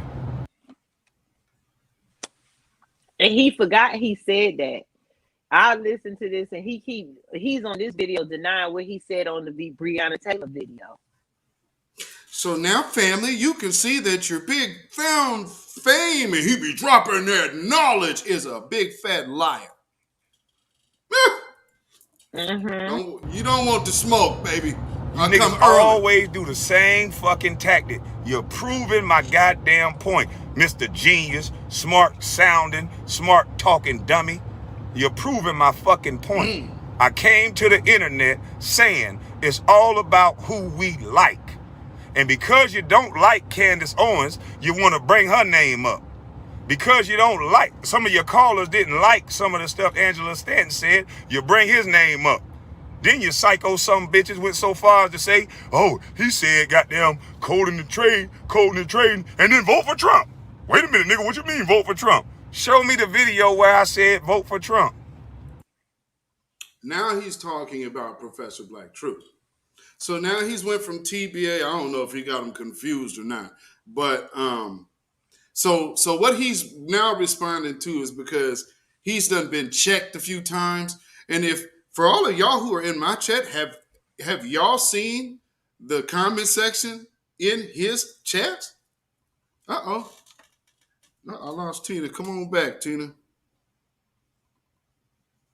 Wait, hold on. I guess YouTube hid you, Orbs. Nobody did that. Let's say a thought. We English blacks were weird. The hell are you saying? You're an English black.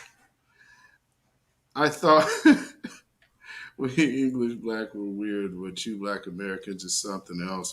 Oh, well, no. I mean, the one thing that you probably can't really relate to is because you're colonized. So you've already given up and you have been broken before you even start. So you wake up the morning and quit. I mean, so you couldn't even begin to understand what really holding your own is because you quit before you even began. So, I mean, that's the lifestyle of the colonized mind. I mean, don't be mad at me. Looks like I lost Tina, but we're going to keep going on and hear you guys some more. I mean, hey, man. You motherfuckers are sick with this Trump derangement syndrome. What the fuck is wrong with you? Trump ain't even your goddamn president, but you're so brainwashed not to say nothing about Biden calling you a great Negro, calling Satchel Paige a great Negro. You niggas ain't offended about nothing this boy doing. Man, now the liar has went right back off the rails again. See, this is my point. All I'm doing is using, if you want to be mad at me, this is him, his words, saying this, and now this is him saying he didn't say it. What you upset at? Here's where integrity comes in at. Instead of lying and then trying to cover up a lie with another lie, that's probably how his relationships go. But what I'm going to say is when you're in this type of situation, telling the truth and just being done or apologizing, hey, I was wrong, my facts wasn't straight, I was misled in my understanding, and you could have just easily fixed things. But no, let's just double down on it. Well, Fox News talking points, absolutely. So, oh man, using Kwame's name for clout. Well, I guess this might get clout because ain't nobody putting a smash down on his ass like I am. Because a lot of people are doing a lot of other things. I'm just simply dealing with the facts here. And here's the thing. This is the new black media space. You are looking at people who have been here, the new black media, people who have spoken at these black conferences. This is what is up on your screen right now. So I don't know what you're talking about here. I don't need clout because we have people in prison. Now that's some clout for your ass. What happened? I kind of got cut off. Yeah, somebody in the chat just talking about, well, you got plenty of people, YouTubers, is using his name for clout. Well, he put our name, he put our name in his video. Our name is in his mouth. So what you talking about? And the whole black movement, the whole real black movement that has tried so hard to get our people, the real followers. It's like he's a waste of space with followers. Unless you're just talking about your entertainment, stay in his lane. We have so many entertainers that has never picked up a book. And I ain't talking about the white man's history book, who has never picked up a book and did research, and then yet they're talking. And that's the problem. And that's what our problem is. We're not basketball players. No, we're not famous for that. We're doing research. We're trying to change the communities that we really live in, the communities that watch fools like this. Right. Kwame only addressed those who addressed him. He addressed the new black media. And so this is where now you're a liar. But we already see the person you follow is. So, I mean, I hope this is the first video on this platform you see me speak up, man. Unless you are referring back to my my video of, let's see, what would that be? Oh, that was the Grassroots COINTELPRO Tactics show. So, I mean, but that I didn't mention him. That was about a whole nother group. And I referenced his situation. So, But now that he's shown himself, here you go.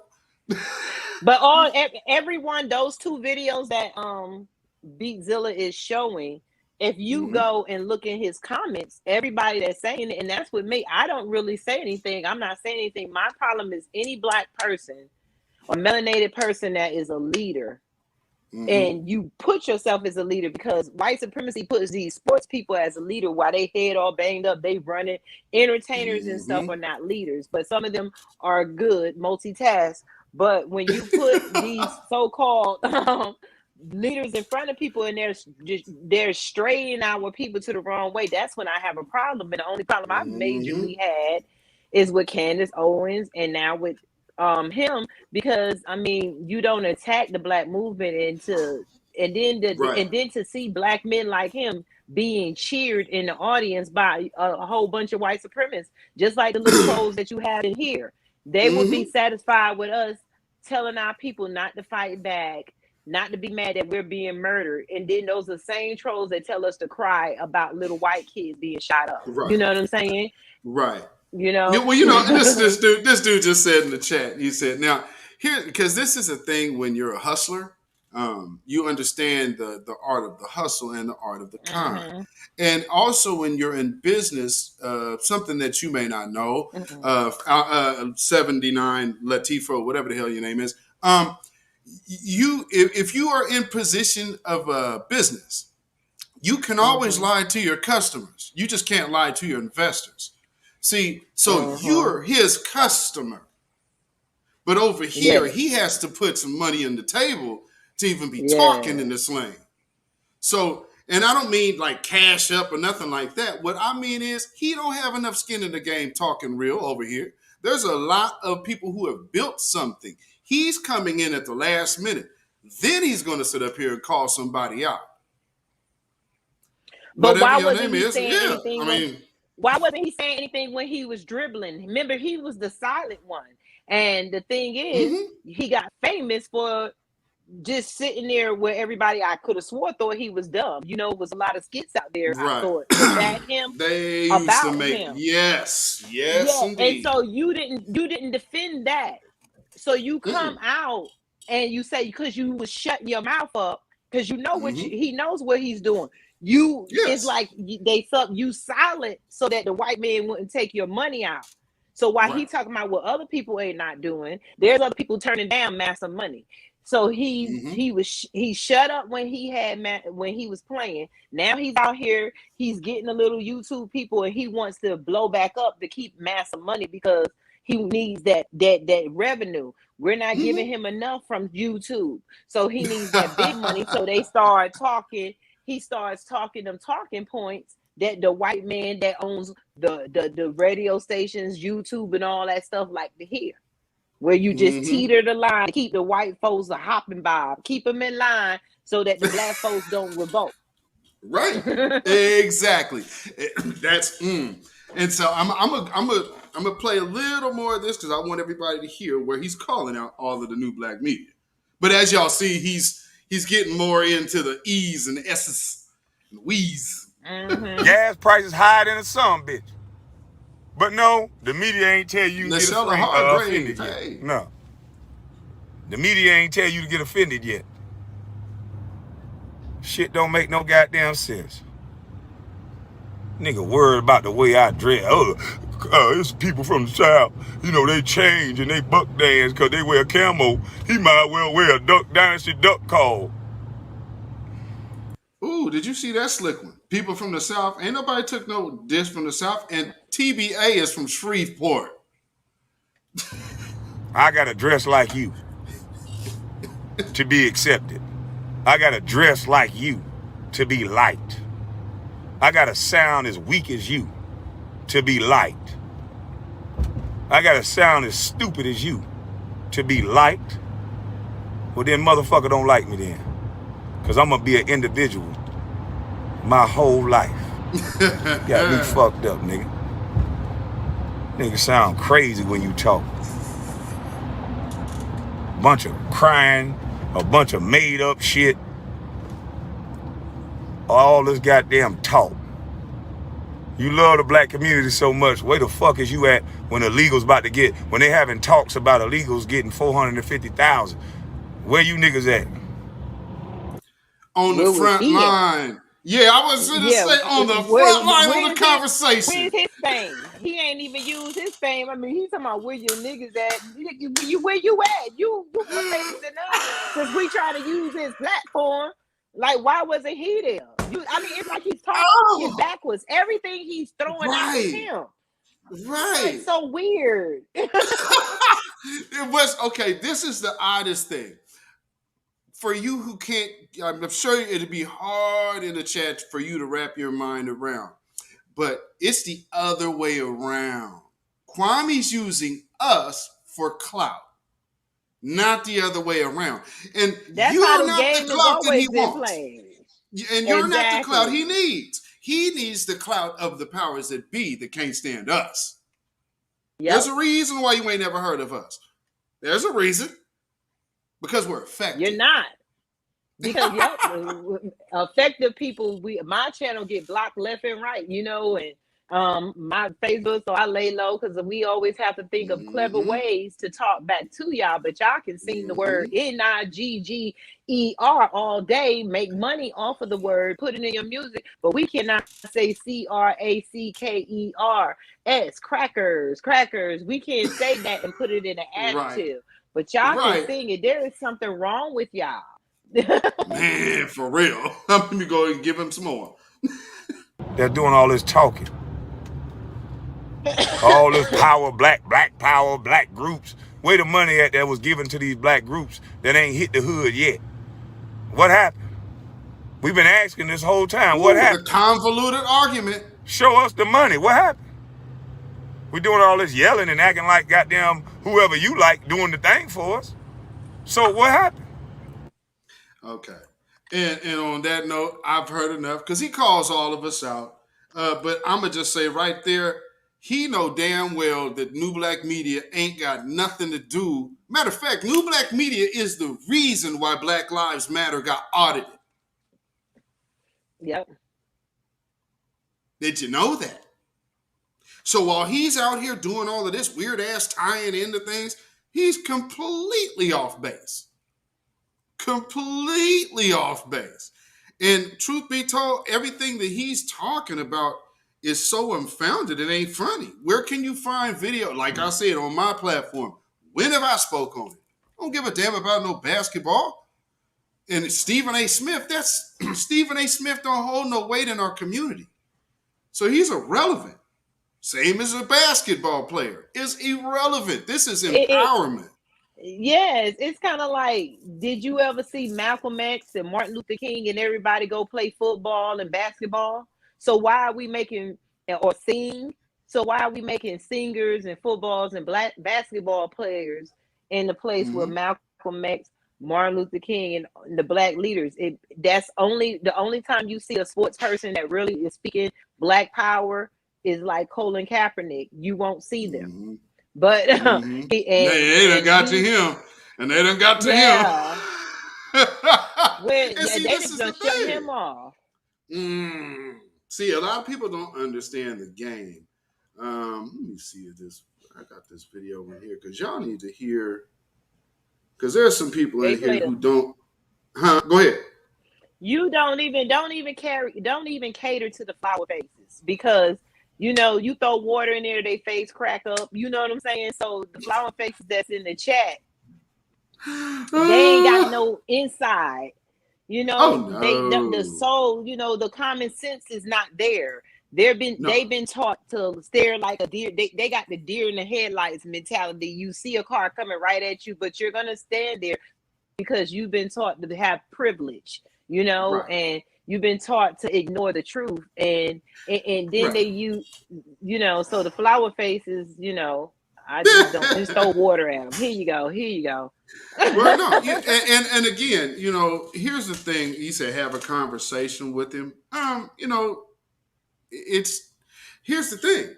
He that's that flower face white slave talk. And they want us to give him energy. With a bootlicker that's gonna their wrong Anytime that it keeps getting closer to white people having to have to face the truth, they are doing this. Just like the flower face trolls in the chat. Yeah. Just like Kwame, all of those are tools of white supremacy used to stop the voices. Don't even give it no energy. And watch, I'm going to show you all a brief history of this type of propaganda from another now well-known CIA agent and FBI operative, one Mr. Bayard Rustin. In terms of black and white. Now listen to who he sound like.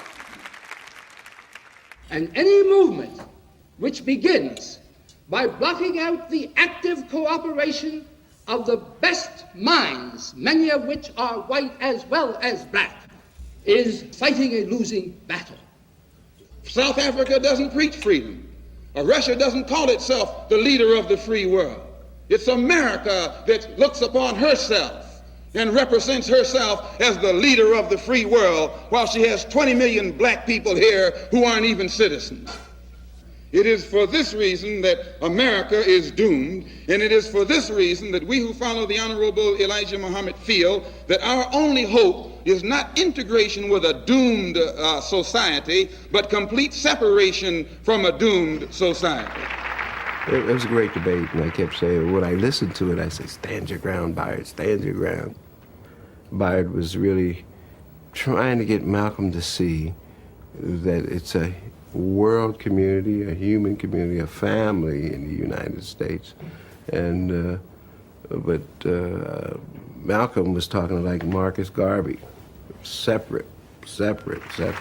Democratization and socialization the Negro cannot do alone.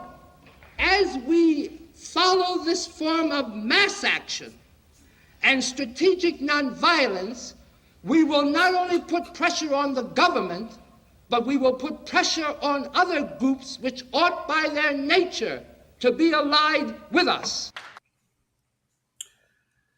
All right. Now, understand.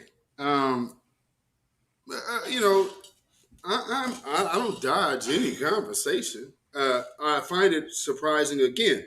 Now, mind you, I wouldn't be the first one that he needs to talk to because I'm not the first one he called out. So that would need to go down the chain of command as far as I'm concerned. But I mean, anytime, I got it. I do this for real. But see, I didn't just start yesterday. So, you know, but did y'all see Bayard Rustin? What was he preaching? He was preaching, hey, all this separation talk, yeah, you know, let's passively disagree. Sound like somebody that we just watched? Just all you heard the LGBT version. Kwame is the alpha male version. But look at how long ago that was, and everybody went with they not trying to be funny. That's the same way that happened with Martin Luther King. He was catering to that nonviolent and that BS and put your guns down. And if we don't bring guns, nothing won't happen. They didn't bring guns because nobody won't talk about that whole march over Selma Bridge when all the church pastors had guns and rifles. Yes, and they were made to put those guns and rifles down so it can look like they were nonviolent. As soon as they put their guns and rifles down, they were met with hoses, bats, rocks, and spit by white people. So that's the same shit we've been saying for years. Look at how long this was.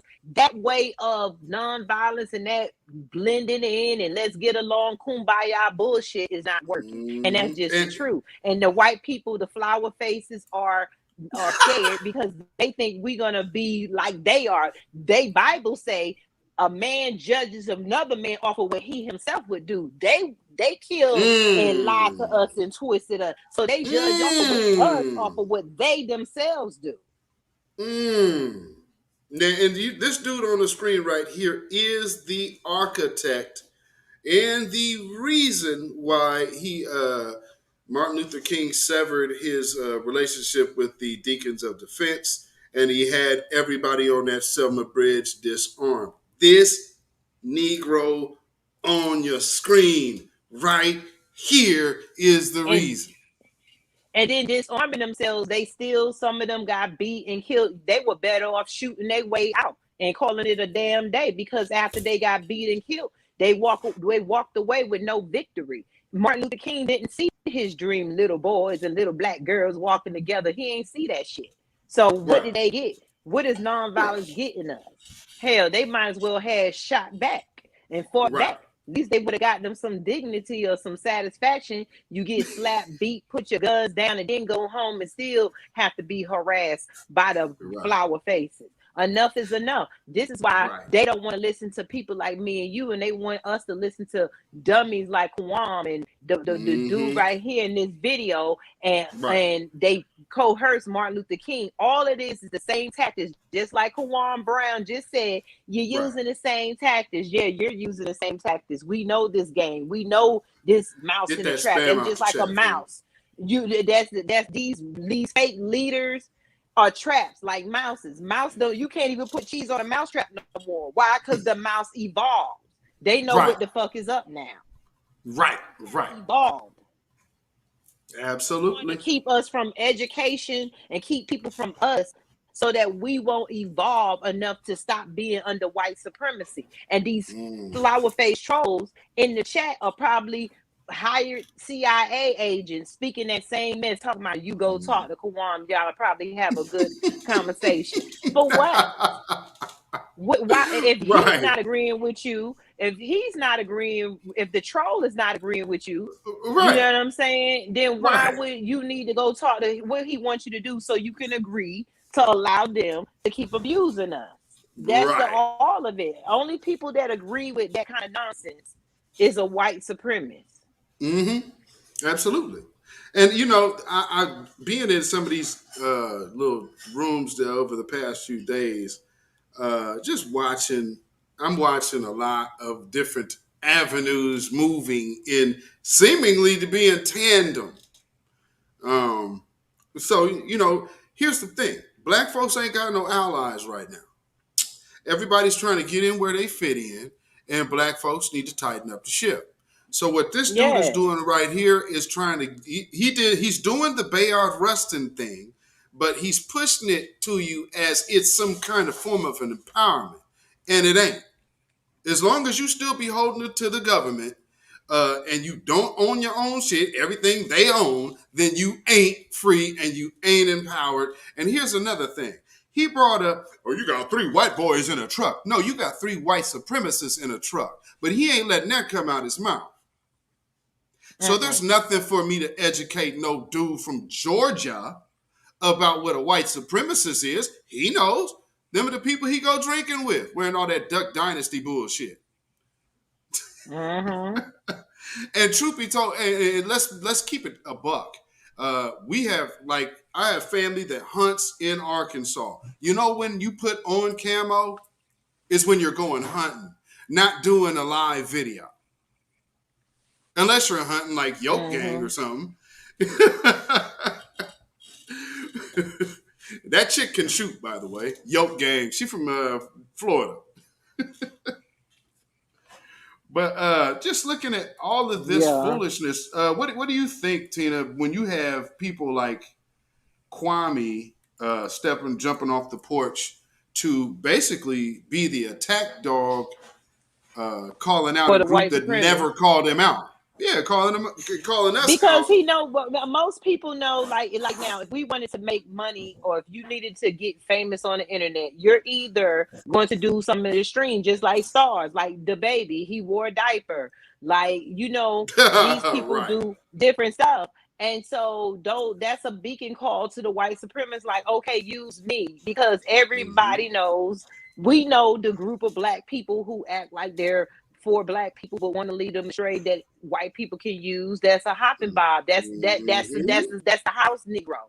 You know, he want to be a house Negro. He don't want to go back to the field. So, you know, those are those that ignore it, and you know, he wants to be used by the elite. That we know this game.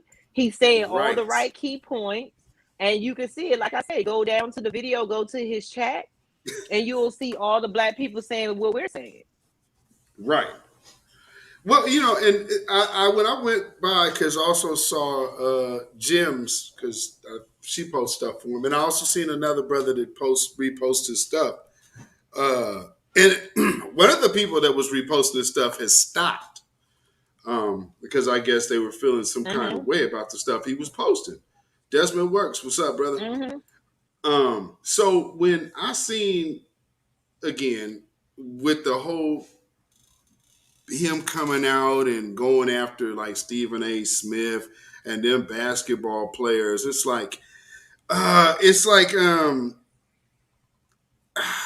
it's almost like pro-black acting. Like, I'm finna come out and act, I'm finna act, but then I'm finna make this pivot. Do you see what I'm saying? And so when people come out here talking about, you should talk to somebody, I'm not finna talk to nobody who's educated well enough to know what the hell they're doing. He's not ignorant. He's well aware of what he's doing. And so what I'm telling you is, we're fully well aware of it. But see, we don't play his game. This is our lane. And we run the show and call the shots. He wants in, he needs to reach out. We don't reach out to him. He reaches out to us. You got this thing confused. I would like to see people like him apologize and say they were wrong and miseducated and lead those black people back. But no, he would be like us, not worried about the money and stuff, and speak the truth. But when you're worried about the money and stuff, you're not going to speak all of the truth. You're saying enough to keep black people following you, but very much enough not to make no effective changes. And that's the white talk or white supremacy. You talk black, but you talk enough where there's no solutions. And the only solution is to allow them to pacify us, to make us go back into this dark corner and act like nothing is going on. And he knows that's what he's doing. That's Absolutely. Like, I mean, it's Charles Barkley, Candace Owens, him, Stephen A. Smith. They all know it. He's kind of like, he wants to talk about Stephen A. Smith, but you're just a lighter version until you get the money that you need and you really start stomping on black people's heads, saying shut up. Like Charles Barkley, all these people, they learn to do what the white man have done to us, use us to enough. Then as soon as you get the control you got, you're gonna show your ass. Right. And see, here's the thing. And for anybody who wants, you want me to talk to Kwame? No, he probably would be better off talking to somebody who's not from Portland, Oregon. I'm from the home of Nike. I'm from the home of Jordan Brand.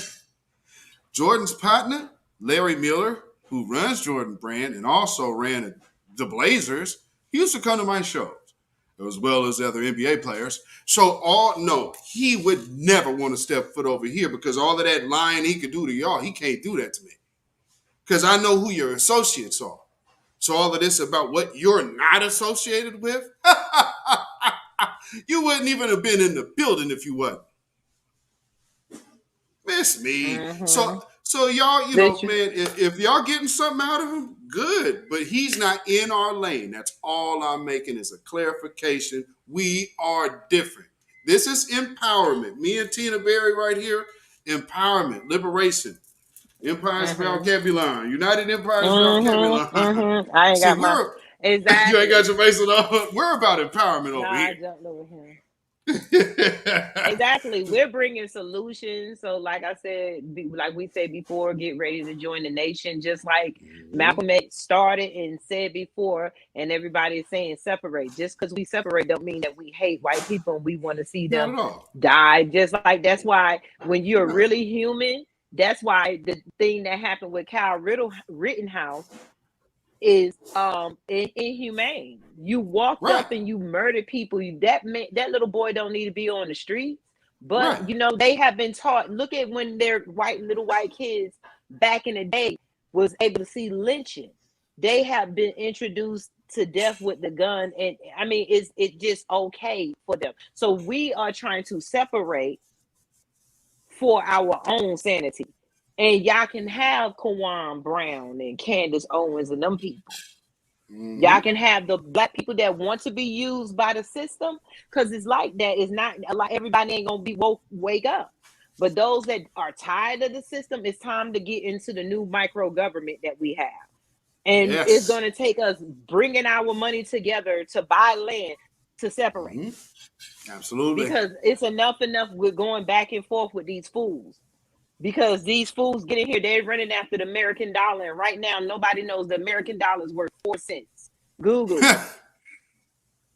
You got all our boys running with these stacks. Just think of a bag of pennies near your head. You don't even know what's going on with racism. They're trying to create a system where they can get rid of a lot of population, and anybody that has a mind, they don't need people who think for themselves. And they don't need people like us that's going to make people think. They need people like Kwame Brown that's not going to let people think, so that we can keep going to work and buying all the trinkets with the same money that we just worked for, and all the money is still going back to the same white families. It's all the trick of the system. It's all to keep all of the trolls, all of us arguing and fussing in this circle while the top keep eating. They don't care by any means necessary. They did it to themselves first. So the whole point of the system and Kwame and all them is to keep as many black people stuck in the system, producing children and agreeing with this bullshit, and allowing them to have jobs that they don't need. We don't need all these judges and prosecutors and police. But when you no knock warrants, and you a little white boy who's not an adult, mom dropping him off, they don't get arrested to go and approach people. You're walking around as a threat with a gun, and yet you walk away after taking people's lives and saying you was the victim. There's something fucking wrong with America, and it's time to separate. Absolutely. I totally agree. And I want to play one more little clip before I let you go, because we have I think we've put enough foot in the ass on this one. But I want to tie one more video in, because while I got your energy on this, we're going to just kick it up real quick before you go. And listen to this question. The way you talk are frightening quite a lot of people. Okay. All right, according to what they've been saying and what I know. And I want to know that, are you going to not necessarily be meek and humble and all that, but are you going to just minimize your way of approach? Because not everybody's a revolutionary, or they have not been trained to be that.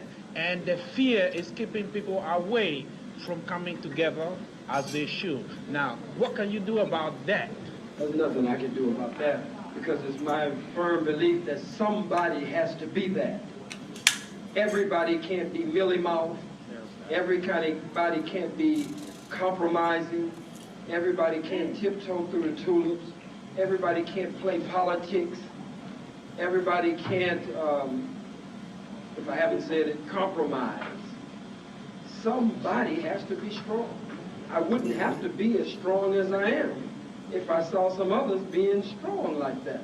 I could tone down, but I'm feeling such desperation to get the message out, to try to plant the seed in those who are strong enough that the walls of their heart, the walls of the uterus of their minds, metaphorically speaking, can hold that revolutionary life and not abort it. So I'm not looking for great crowds. Most of the great crowd, you can get a great crowd where 1 million will show up if you're compromising on the principle. If you're telling them, I heard some rappers and some musicians say, I'm going to the Million Family March, they said. I went to the Million Man March, and I did too. And they said, I'm going to the Million Family March because this time is for everybody. So they were happy that white folks were being included. Damn it, I'll never have anything where the white man is included. Alton Maddox is not at the Slave Theater right now, because Alton Maddox says that what I'm doing is for the African. What I'm doing is for the black man and black woman. No white folks, they came to the door, they tried to get in, they criticized me for having me there, everything. They tried to take him to court. and the old Negro judge out there that owned the slave theater ended up putting Attorney Maddox out because he wouldn't let white folks in. There must be some place where white folks can come. Now, white folks, we can't keep them out of here. This is Harriet Tubman. This is school. If they came in here, if they can sit under the fire that I'll put on there behind, they're welcome.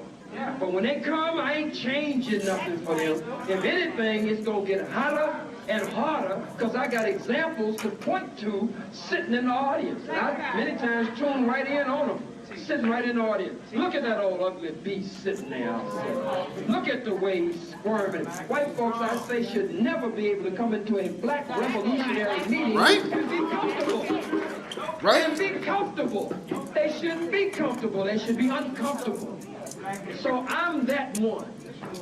It closes doors in my face. It cuts back on money that could go in my pocket. It drives some women away from me. I've had sisters I was trying to talk to, and they were really, I mean, I thought it was really, you know, something. We talking, and the sisters, none of those sisters, some of you know, one of the sisters is a singer in this city, a singer. That's all, I didn't say an actor, I said a singer. And I thought we were going out, this is some few years back. I was all excited. I heard the girl sing. I thought we were going out, and as soon as we about to make to go out, she honestly, as God is my witness, said to me, I found out who you are, really. She said, I can't go out with you. She said, I'm not lying. She said, I might get killed if I go out with you. Do you want me to die with you? This is the truth. So, I mean, all of that is a part of it. I've been to Mecca 7 times. So you ain't got to wait for me to come back and tell you that I had no change of heart because of some crackers over in Mecca. I've already been 7 times, and I'm hard on them every time I come back because I found racism in Mecca. So I ain't coming back telling you that I'm changed because of the crackers I saw in Mecca. I ain't gonna change because of no communist cracker, no socialist cracker, nor a soda cracker. Or Nabisco cracker. No cracker is gonna change me. So, brother, if they stay away from me, they stay away. If the black nationalists, if the Pan-Africanists, if these other radical organizations, for certain reasons, pull back from me and I look up and they ain't with me no more, I don't give a damn. I love them still, but I keep on pushing because somebody has to hold the line. And I'm going. Now, I want y'all to see. That's what integrity looks like, family. That's what the voice of empowerment sounds like. Tina, you got anything? Well, I mean, you know, that's where we have to be. It's sad because just like he said, when we had something, they stopped going to the Million Man March and went to the Family March because black people was included. They stopped with the Black Lives Matter. White people have to always be included. It's time we have our own space. And that's why we have our nation, the micronation. It's because the difference is white people will have somewhere to go to everywhere you look. When we walk out, it's evident. Every business we patronize is white without any balance. There's nothing. And then they use our faces, but they only use our faces to get our money now because they know boycotting works. But we too foolish to see that. We don't understand that if we have enough money, if we had 1 million black people, which we do, that had 1 million businesses, because that's basically all we got. But we got trillions of dollars. Each black person would be a millionaire tomorrow if we just stopped supporting white businesses for one day, for a month. Heck yeah. If everything you needed came from a black person, we would get back something. But they know our minds are not there because you're always trying to lead, thinking that white people need your fucking money and sympathy. When you walk out to the world, they took half of the continent of Africa. That's why it's called South Africa, for themselves. Then they took the front part of Europe. They took Japan. They took all the places. They go to Jamaica. You go to a vacation. Sandals. That is the white people saying, we're going to take this part where we enslaved you, and this belongs to us. So all that money come here. So just like in here we got the ghettos, They got the ghettos over there because everywhere where white people have an interest in is taken care of. And everything that they want to look bad, they don't take care of it, even though they own the same houses in the ghettos as they own in their neighborhoods. But they got to make the ghetto look the way it's scripted.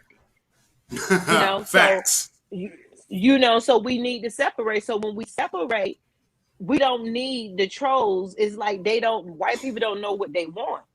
That's why the rich white people make sure that we got black people like Kwame pulling us back to the system, because the system needs us. They don't want us to go to Africa. They don't want us to separate. They don't want us to move, because we're the heart of where they get all their ideas, their culture, their movies, their music, their money. And we don't understand we're being attacked by fleas. Absolutely. I so agree. Well, thank you, Tina. Thank you for coming and hanging out with me. Well, thank you for bringing me out the closet. It. I know. I've been saying I'm gonna get back doing my live, so that's why I kind of had, getting ready. So you done got me warmed up. Good. That's why I was like, I know you're gonna be ready.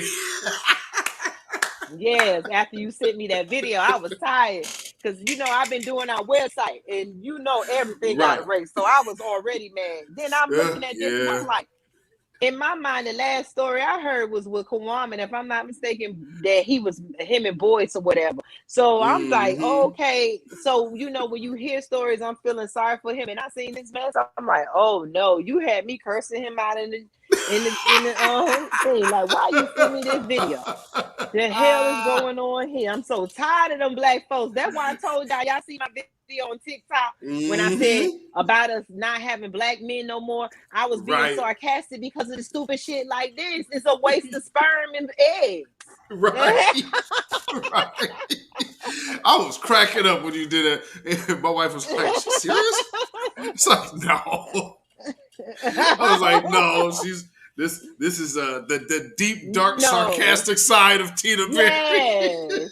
Just to put fear in the world. Like when we tell black women, no more black men, no more. Right. They'll nut up. That's what I'm just trying to get black women and black men to understand the power that bounces between us.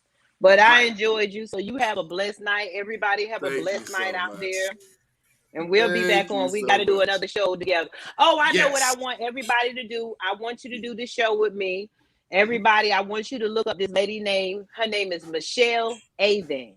Avan. Michelle Avan. And you heard about her back in August, because this is going to be another one of us talking about one of our brothers. She was the VIP executive for the Bank of America.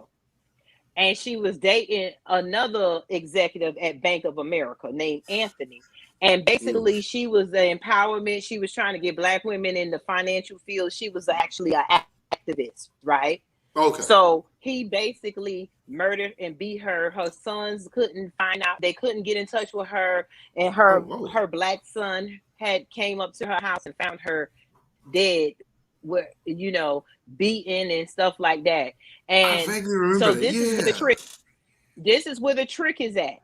The family want justice, but now in their state, there's a prosecutor, a DA, and they're coming up with this new law where they're trying to act like they're trying to help black people, right? How they always act like they're giving us something so that black people won't do no harsher crimes. But guess what's happening? The black dude that's doing is only facing 5 years. So they're using that the prosecutor or the DA name is Garcon, Garcon.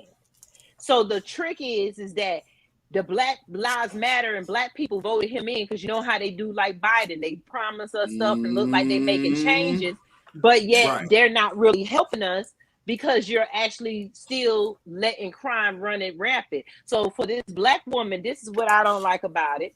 For the black woman to be beaten and killed, she was an activist. Bank of America, they said a little bit about it and ain't saying nothing because they both are employees there. So Bank of America will say something about her, but they're not saying that your employee murdered a black woman just because they're both black. Oh, You see what I'm gotcha. saying? Yeah. Yeah, Yes. but to me, it's an underlining thing because she's an activist. She helped a lot of black people. So to take a queen like that out and then to try to give him, he to my rehabilitation, you don't, okay, the law that they trying to pass to give black people less time because of all that's going on. We talking about crimes that we did not commit, like the war on drugs and stuff. We ain't talking about no out and out Right. murder where you Like, this is use your murder. hands and break into a woman's house and beat her to death and kill her Right. and then leave her for a couple of days and you go to work. You didn't call the police or nothing, and her children found it. And then this prosecutor is under Black Lives Matter, and then there's some other cases that he's letting go. So these black people are killing each other and getting less time, but he's using it as if you're helping black people out without getting a lot of time. So that's basically another trick that they do, kind of like this Kwame thing. They use we get these people that represent us that don't. Why would you let a Right. man, what kind of rehab could he need when you are an executive or you're executive at a bank? You have the nice life. Right. Y'all are Right. living a nice life. What could anything else be showed? So how can you compare his experience to a young black boy who's being charged with drugs and a high crime? So Right. it's a messed up Right. situation because she was an activist and she has 2 children. They were in college and now she's gone, and the fucking murderer is facing 5 years because they're helping black people. You see how they don't help? This is why we need to separate. But Absolutely. y'all please look up, Absolutely. because her Yes. family is really wanting, they've been not trying to talk against it because these white people know what they do. They don't want to use and then the prosecutor, the DA or whoever this is, he's a Latino. You know how they don't really represent us. And we get anybody that seem like they talk good to us, then when we put them in office, we wind up getting fucked in the end. You know what I'm saying? So, but the family is upset because they're not going to find any justice. So, if y'all can pull up Michelle Avan and look up that story, and I want us to do a full story on it Yeah. because the family is Yes. wanting to bring attention to her case, but they're not trying to go against it. So it's kind of like they put us in a catch-22. But to me, Okay. that prosecutor is just there like a Kwame to make it Okay. seem like you're helping us. No, I see the play. Definitely, I see the play. Got you. So Yes. Michelle Avan, make sure y'all look that story up and make sure Yes, and y'all y'all just do the blast that story. hashtag. Yes, blast Yes. it, hashtag, and then you tell me, you just text me and let me know when is a good day. Me and you do that story together. So you have a blessed Absolutely. night. Okay. Thank you, Tina. Thank you. All right. Love you Bye-bye. so much. Thank you. All right. That was Tina Berry. Straight up. No chasing with the queen. Tina Berry. Yes, indeed. Hanging out here on the Beatzilla PDX official show. Oh, yes. Yes, yeah. One who cares. Yes. Queen Amadai did report on that. Has she matter of fact.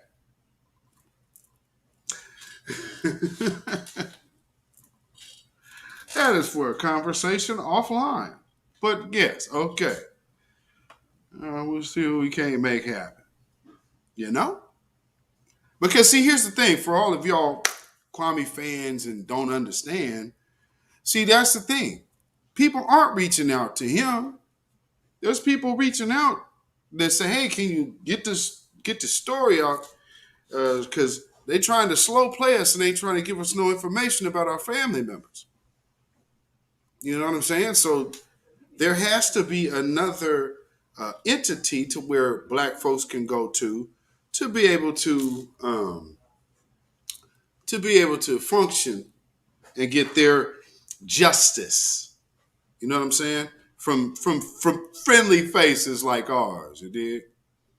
You know, it always helps when people look like you because you can relate to the concern. You know what I mean? So before I go to the next topic, which is the King Richard topic, I am going to hit one little thing real quick.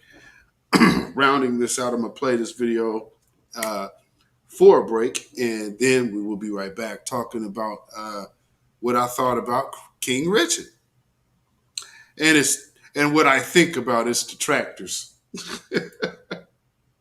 Mr. Carmichael, do you see any change in atmosphere in the South? Do you think that we are approaching a more militant or revolutionary stage in the civil rights movement in the South? Yes, I certainly think so. I think we're moving now into a political arena.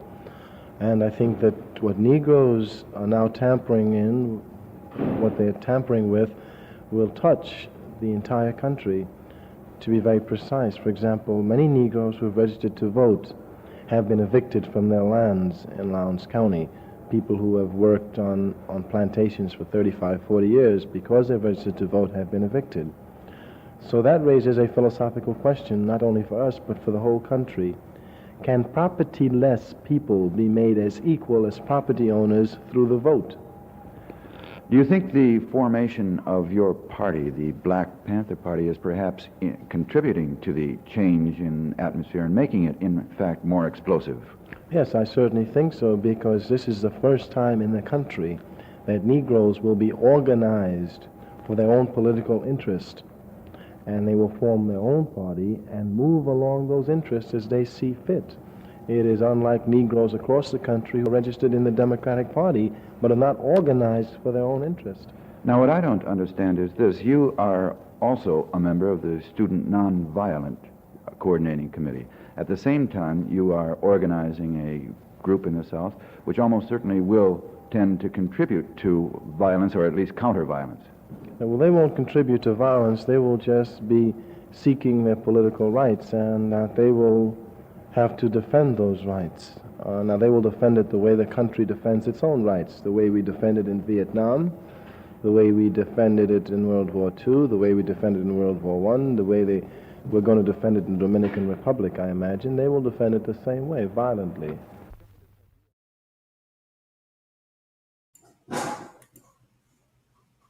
All right.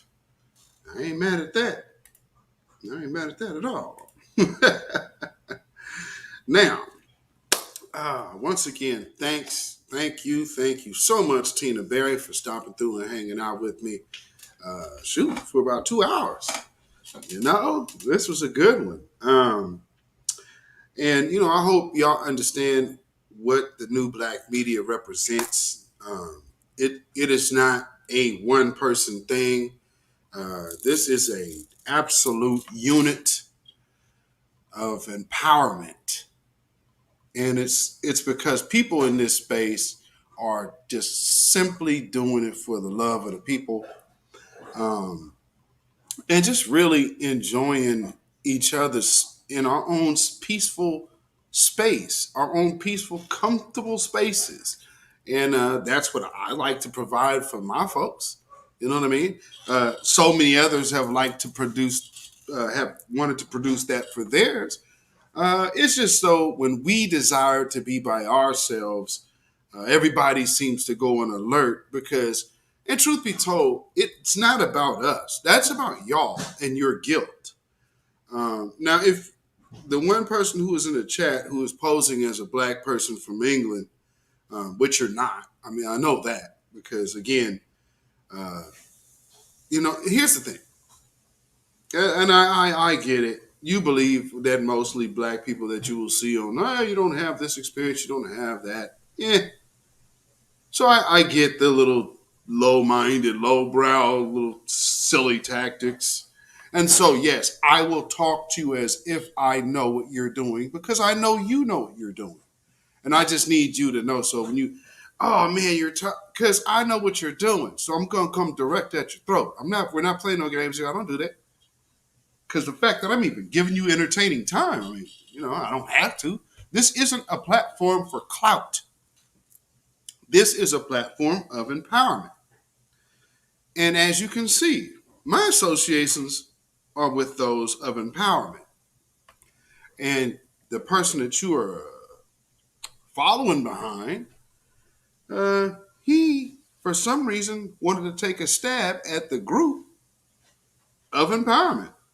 What would we need to ask him now? He's the one that went out there and said, "Oh, to be one community and new black media." Really? Okay. All right then. Mm-hmm. Well, so be it. Because see, here's a different thing. He thinks that their tactics work in this space, and is very quickly, sharply learning the difference. Do you see how man, bruh, Al Sharpton, the only reason that you ever see them is for the work that we're doing. These people that work for him are getting paid just to catch the next story that we make hot. Same with Ben Crump. Ben Crump keep his jet ready. Now, should those people be kicking into new black media? Kind of makes some sense to me. I mean, because one thing I'm looking at it from my standpoint and my viewpoint, if we have all the influence, then what do they need you for? At some point, this big invisible monster that everybody see, I hear us mentioned in Washington, D.C. by these vague things. There's so much. And then when you're hearing about the trial and misinformation on the internet, do you know who they're talking about? That's why you're here. It's the new black media. All of the content creators of this space have been putting foot to ass from day one. And for this dude to come out of his mouth to say, none of us have went at Joe Biden?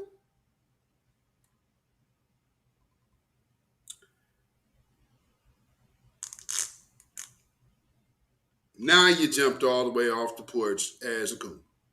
Because you showed your hand, buddy. Your handlers sent you out there unequipped. Oh man, you're gonna say I'm tired of this, I'm tired of that. I just proved your word. And I proved it with your own lies. Yeah. But see, here's the thing. I could do that. I ain't the only one in this space who could tear your ass off like that. It's simple. Because this is a space of actual education. See, to be empowered requires information and education, wisdom and knowledge. You can't do that without it. Now, you can get up there and cuss at a bunch of people and yell at somebody and say, don't like this person over here, and why are y'all going at me? And, and then the super, super duper weak Jordan is the imply that, oh man, you fronting on my clothes. The reference about being in camouflage is you vibing with those people. If you walked in a room looking dressed up like Yujigo, then we're going to be like, man, what kind of shit is this dude on? So, I mean, man, it's us with all the foolishness and, just cut it out. Cut it out. Anyway. Hopefully, y'all saw what y'all needed to see and understand when you seeing game. You know what I mean? Game, straight game.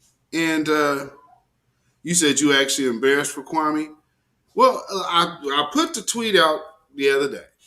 And look, he's flaming out. Now, what I want from y'all who have if there's people who still follow them in here, you might want to reevaluate what it is that you're getting out of that. I ain't saying don't watch them or not. That's totally up to you. All I am here to say, and all me and Tina are here to say is, in this empowerment space, this is our bag. He is in the entertainment space or living how he wants to live. In any event, it hasn't been this space, whatever he's been doing. This space ain't been it. So now he wants to come out and talk about, the new black media. That's where he effed up. That's where he effed, because now he's learning the hard way. Oh, damn, it wasn't just the content creator. It wasn't the content creators. No, it's a whole entity, stupid. Now, you talk about people talking on things but not knowing what they are. Look at you. So what the hell do I need to talk to somebody who's doing that? He can apologize. We don't have nothing to talk about. He can apologize and stay in his damn lane. That's it. He's already showed his hand as a damn agent of confusion. What can we do with Kwame Brown now? What part of empowerment can he be part of now? Other than to sit and wait and bide his time till he can go ahead and work for his bosses. And he gonna say, oh, nigga, you know Larry Miller. You be shy, miss me. You think you was even around Michael Jordan and wasn't into certain understandings? Who you kidding? You tell that to someone else, bruh. Shh. Tell that to someone who they've never approached. But I know better. So, yeah, you got your little people coming up. That's why I'm trying to be quiet.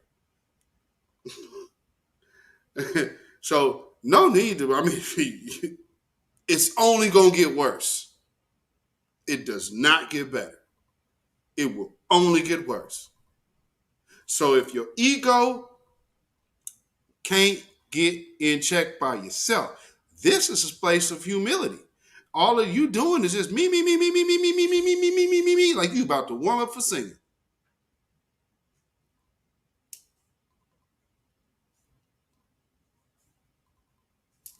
This is the show me place, not to talk about what somebody else done shown. Because that's snitch talk. Where's the work? Where's the work? Nigga, you out there sitting on it while you out there with Angela Stanton. Well, I tell you what. Ooh-wee.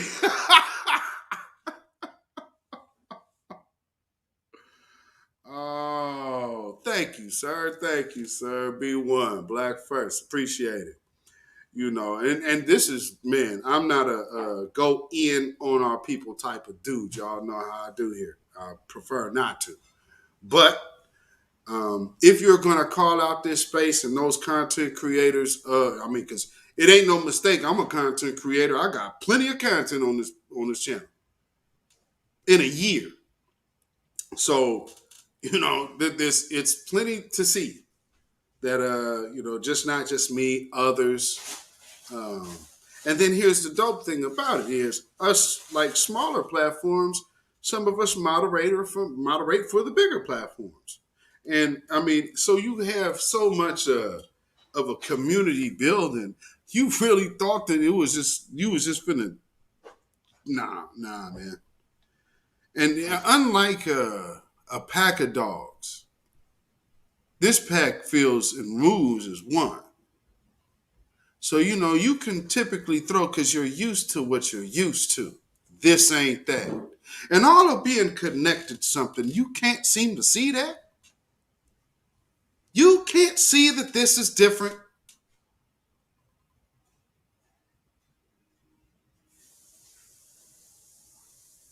Well, that's all I'll say about that.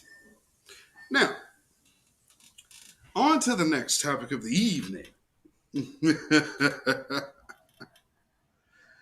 Oh, we had some white upset feminists.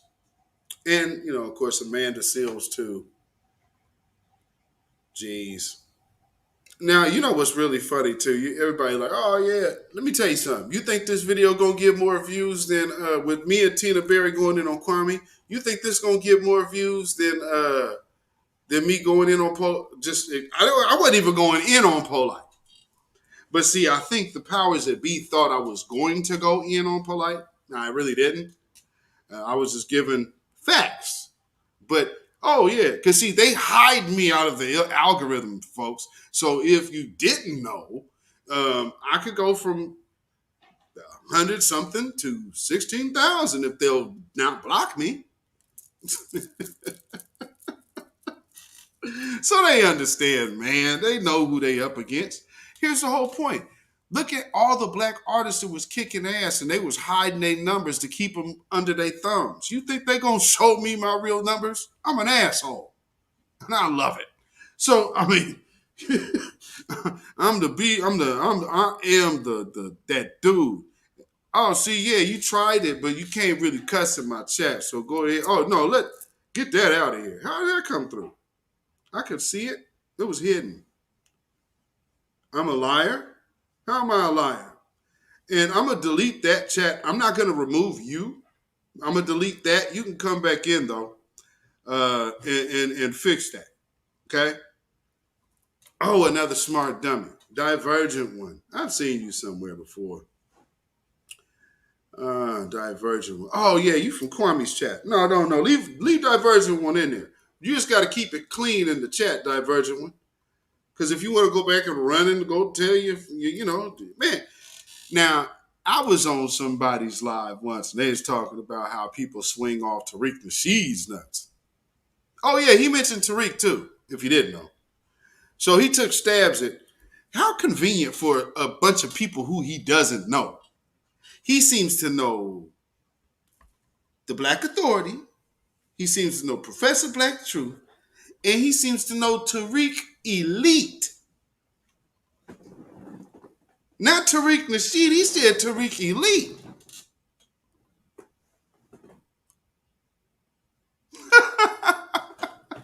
Oh, I figured he'd be watching. Yeah. He's probably watching because the powers that be probably told him to. You know, and this, again, I said, shit. You heard the name I dropped, man. So anytime you think that smoke is, yeah. I'm from Portland, baby. Believe I know. Oh, my wife used to work for Adidas, too. No, you know, where'd you get your shoe deal from?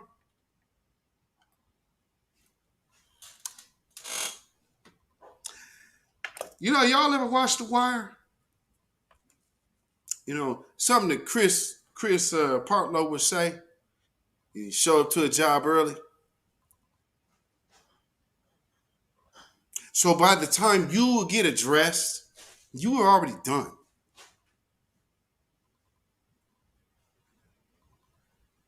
I mean, the truth be told, there was people that was asking me about you a long time ago.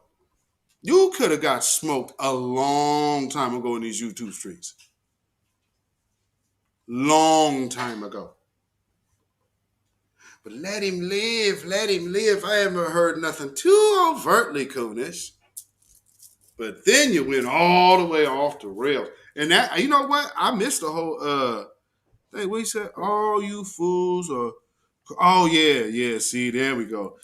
You know, well, not all. Is that also Kwame too? Do you mean that too, Divergent one? While you be over there all on his nuts in his chat. I mean, like, is that him too? Because he called us out. We didn't call him out. Right? So, you know, I noticed he had to back off them lies because once I put that tweet out, he got that work now, didn't he? You know, because I need clout. I got 400 people in my subscribers. And he got that work. Numbers don't mean influence. And I know that for a fact. Jack. So, you know, it's all good. Because he's the one crying. Calling other people out. Not us.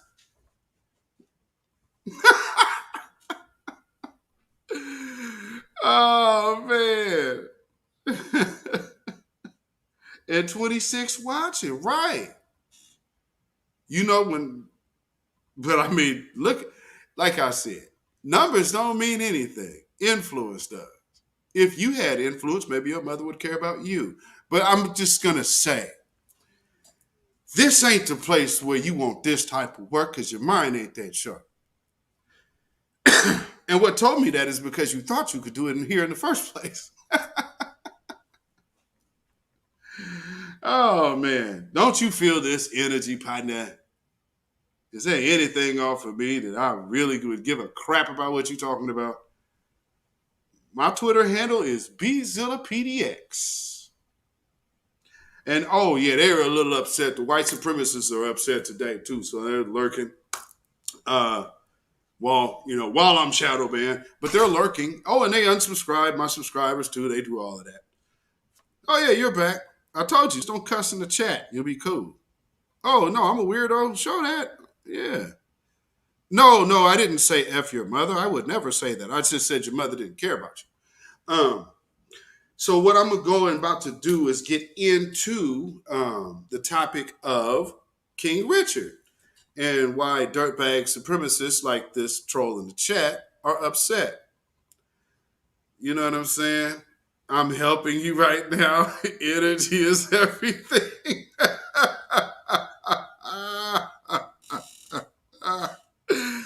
Yeah. Here's the problem, though. I'm on like this type of energy, while your energy is like Satan. So anyway, King Richard, it was a very good movie. And I totally understand why a lot of these white supremacist feminists are upset. And where we first would have thought is because they drew our attention to the title. King Richard, it's about a black man. Why is it about a black man?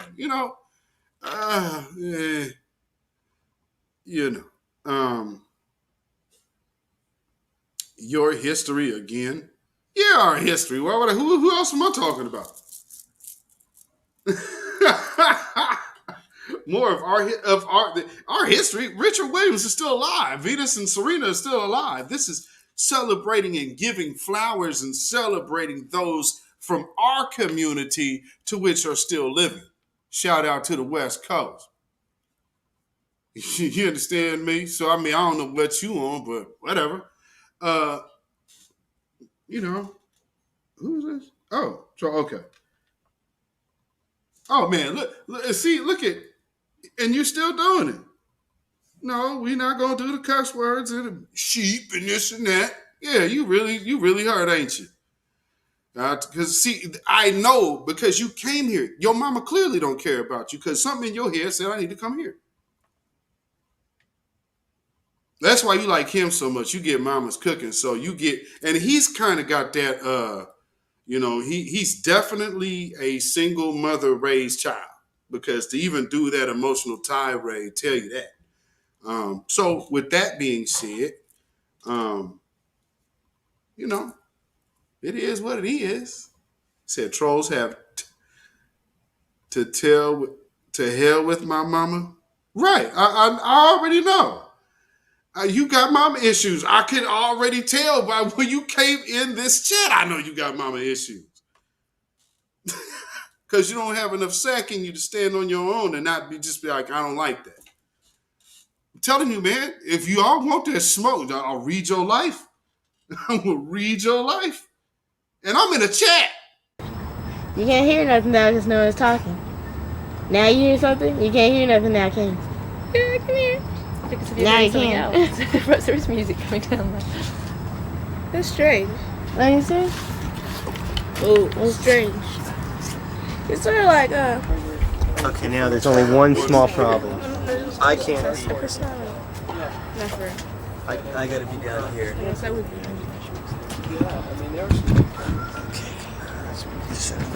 I'm gonna turn the camera off now. You print those books? Yes. Long time ago. Did you? You are very good. Did you want to read No, I With You and Without You? Yeah, I'll read that. I put that one so long ago, Serena. Me too. Here's a question I'm sure you've been asked more than once. Yes. What do you want to be when you grow up? Tennis player. I like to be a tennis player. If there's something else you want to be, what would it be? A veterinarian. I think I'd be an archaeologist. Really? Yes. What interests you about archaeology? Mostly dinosaur bones, and then after that would be Indian civilization. Pretty unusual career. If you were a tennis player, who would you want to be like? Well, I like other people to be like me. That's a good answer. Is there somebody though that you've watched, since you were little and thought, wow, they're really good? McEnroe.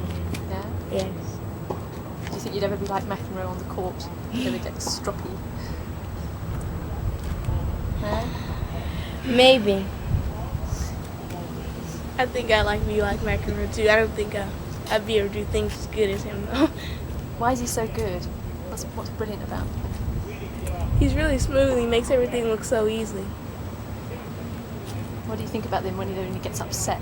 Shouts at the umpire. Yes, everyone has their time. You don't think you'd ever do it though? No, I haven't done it before. That's good. I should hope not. When did you start playing tennis? When I was about 4.5 or so. Yeah. Do you remember when you first started No. playing? Not at all. Why did you start? My dad started and he thought it would be a good idea. Yeah? Yeah. What do you remember about tennis when you were really young? I just remember going out there with just a big racket, that's all. Did you play a lot? Were you playing like you do now? Were you playing so many hours a day? I think we weren't playing that long because I don't even remember being out there, so we must have not been playing that long. I mean, that long of a time. Did you just play for fun then? I guess. What about now? Tell me now how you fit everything in a day. What do you do? You know, what time do you get up and what do you do during the day? Well, when we get up, sometimes we go to the tennis court in the morning. Early in the morning, then we'll get dressed for school. And we'll come back out at 2 o'clock and practice till 6. How do you fit in all your schoolwork? We always have time for schoolwork. When do you do it? After we practice. Yeah, so you have to do it in the evenings? Yes. Yeah.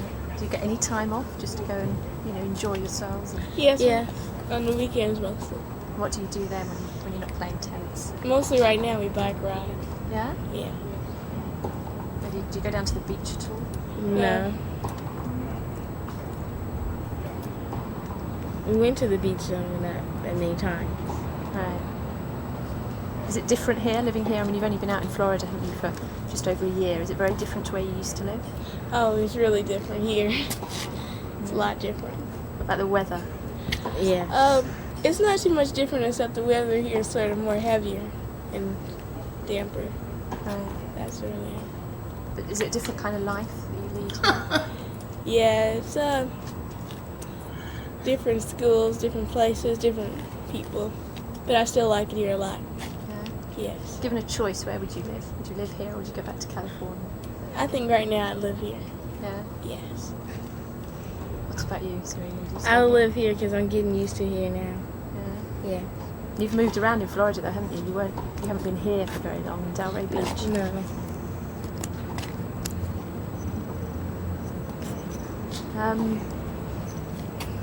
Tell me about when you're training, when you're actually out there on the court. How does it feel playing tennis? You actually enjoy it? Most of the time I enjoy it, yes. It's a nice thing to do all the time. You smile a lot when you're out there. Sometimes I hit silly shots and it's sort of funny. Do you ever play together? On the weekends we play together, yeah. But on the weekdays we don't play together, usually. What about playing doubles? Do you think in the future you might play? Yes, doubles? I think so. I think we will. What do you think is the best bit of your game? The best part of my game? Go ahead. You want to go? I think it would be my return serves or my backhand. Yeah? Yes. Is that something you're working on at the moment? Yes, I was. What about you? My backhand down line is my best shot. It's my favorite too. Is it? Yeah. Putting tennis aside, what's the most fun thing you do in your lives? What's the best bit? I do a lot of fun things. I never really thought about that. Given a choice, if you woke up tomorrow morning and they said you can do anything you like today, what would you do? I'd probably go back to California and go to an amusement park or something. Yeah? Yeah. Have you been to Disney World? No. Oh, it's got to be your next trip then. Yes. And then Dad. Okay. All right.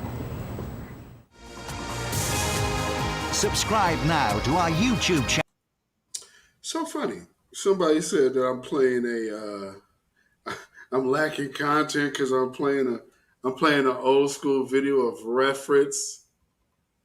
Shut up. Jeez, Divergent when Tommy Sotomayor fan. I mean, how fitting. A crispy fan in the house. Can he even come back west? After Tariq ran up on him in Vlad's studio.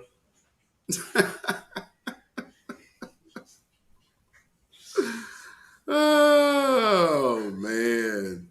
Oh, okay, well, that makes sense. That makes a lot of sense. I mean, because y'all kind of the same crowd, so, I don't know how you get fake news with Serena, an actual real video, but whatever. So anyway, this is the real reason why they're mad. Is because this is showing Black excellence, and you're seeing it from a youth, and then it's, of course, you could tell that they have a Black father, which dispels the typical myth that, oh, Black men ain't taking care of their children, because that's what dirty white supremacists like to do and keep that crappy lie out there.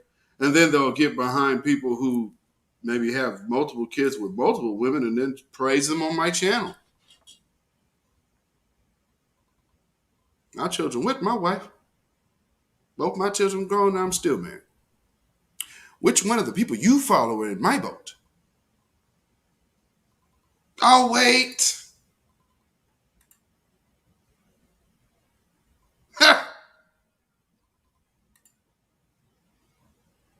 Williams is with Lizzie somewhere in the grounds. Let's see the pops. Watch your swag. Richard, thank you for joining us here. You're live at Wimbledon, which is the Wimbledon television. You must be quite a happy man from Serena's performance this morning.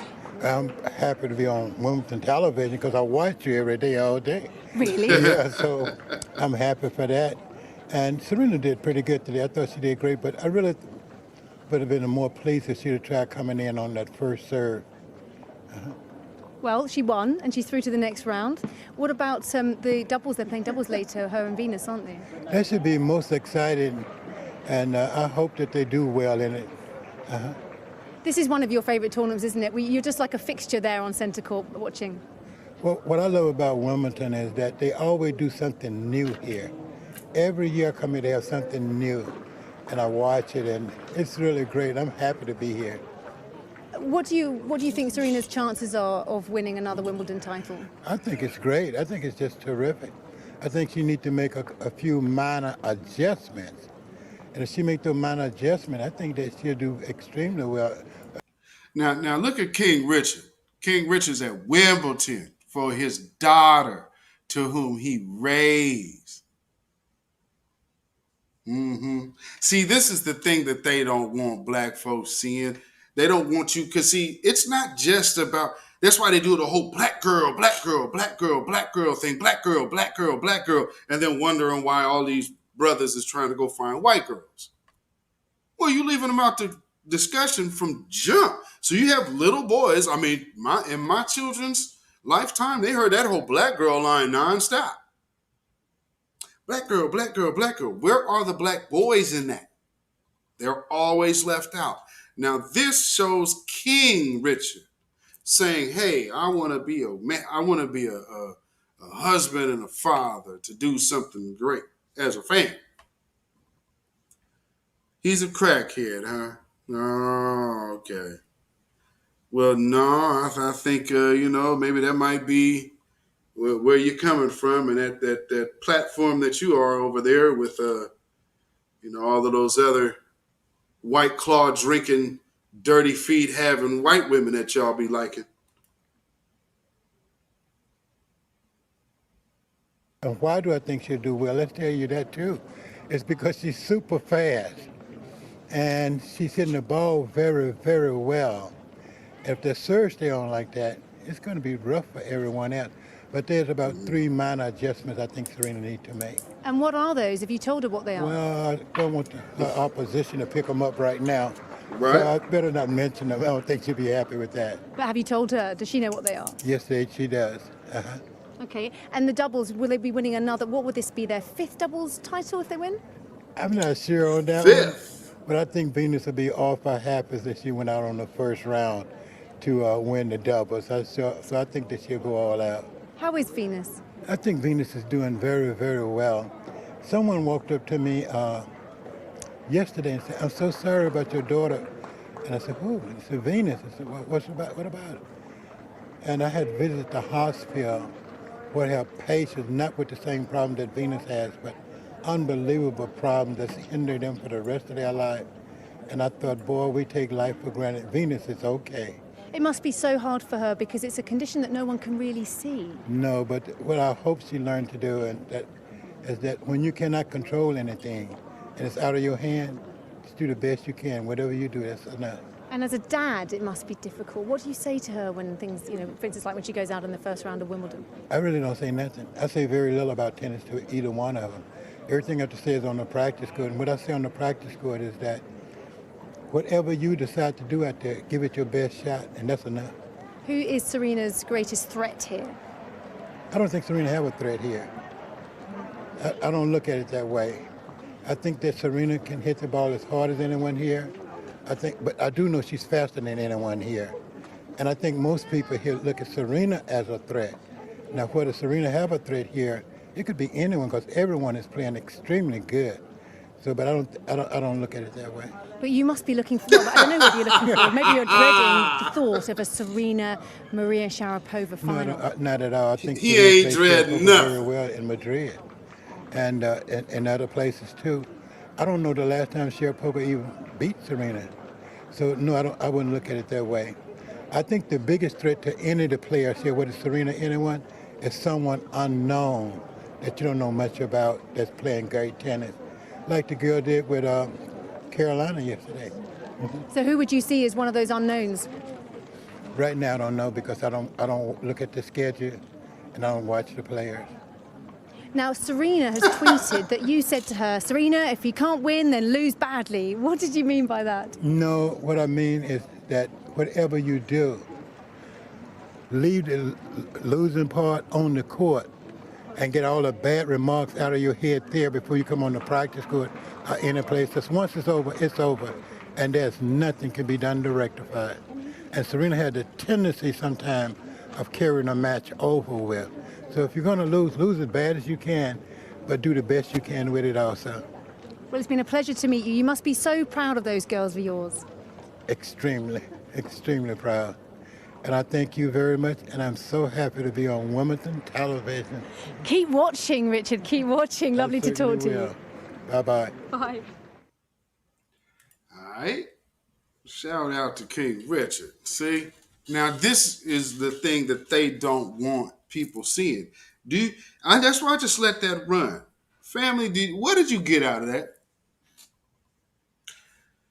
When's the last time you seen a black father talking about his child and talking about his child's successes on camera, being interviewed about it?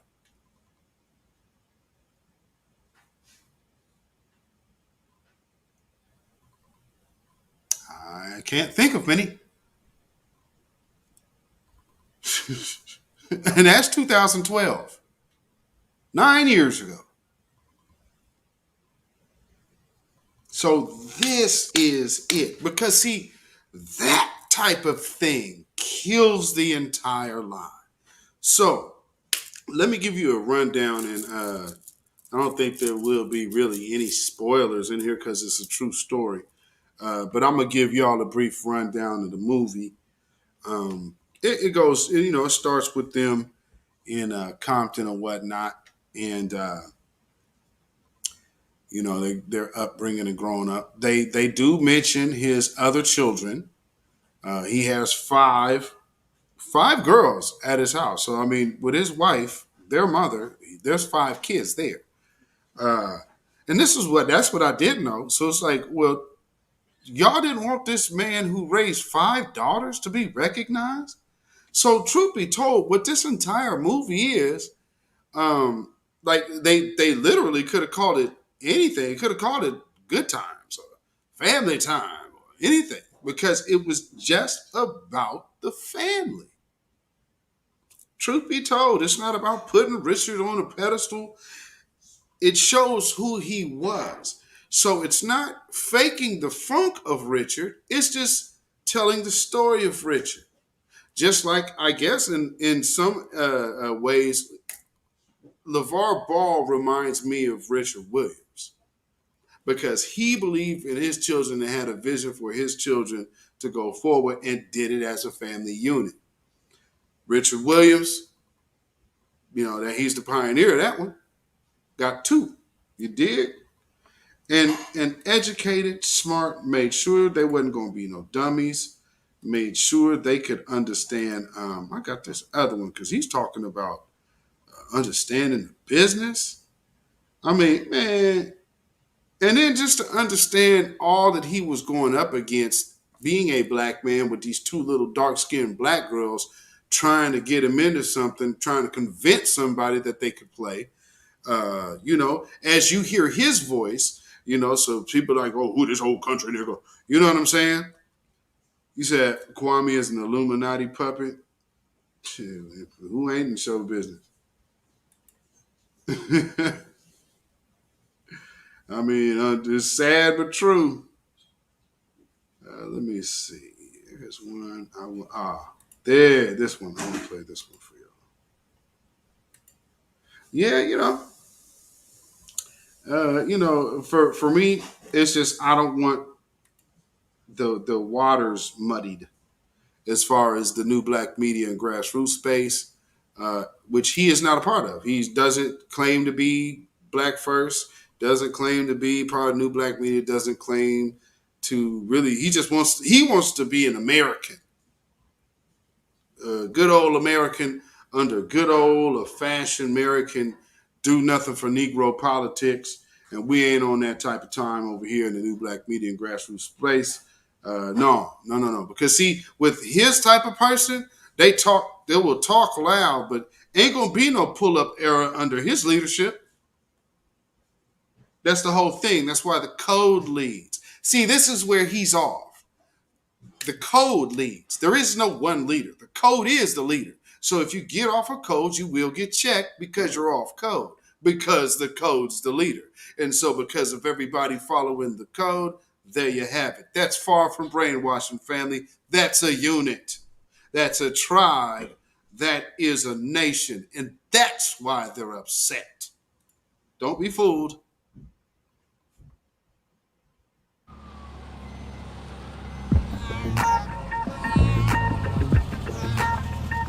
Now we want to introduce you to a proud father, a man who is pushing his daughter, Venus Williams, to be the best in the world.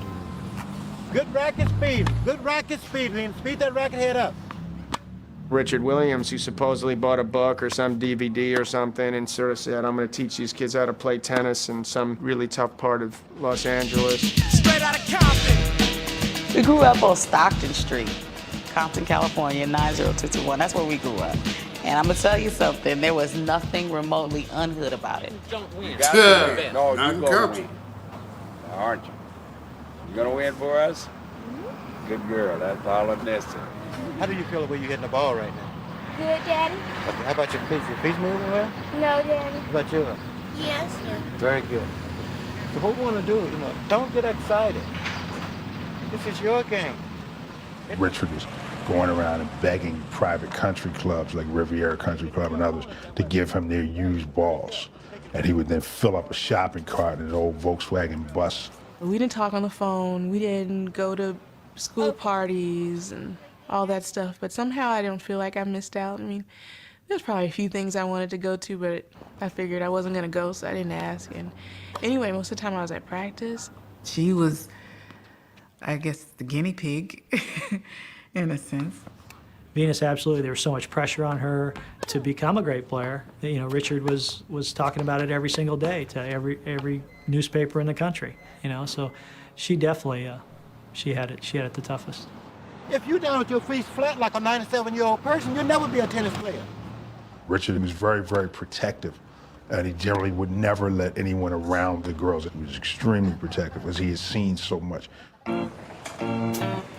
Richard Williams was from Shreveport, Louisiana, and came from a very small town, and he was raised, by a single mother who instilled in him some really great values. But the things that Richard saw transformed his thinking and his outlook really on everything, and justifiably so. He had seen men beaten. He had seen, people denied opportunity. He grew up in an era where, the colored only sign was standard.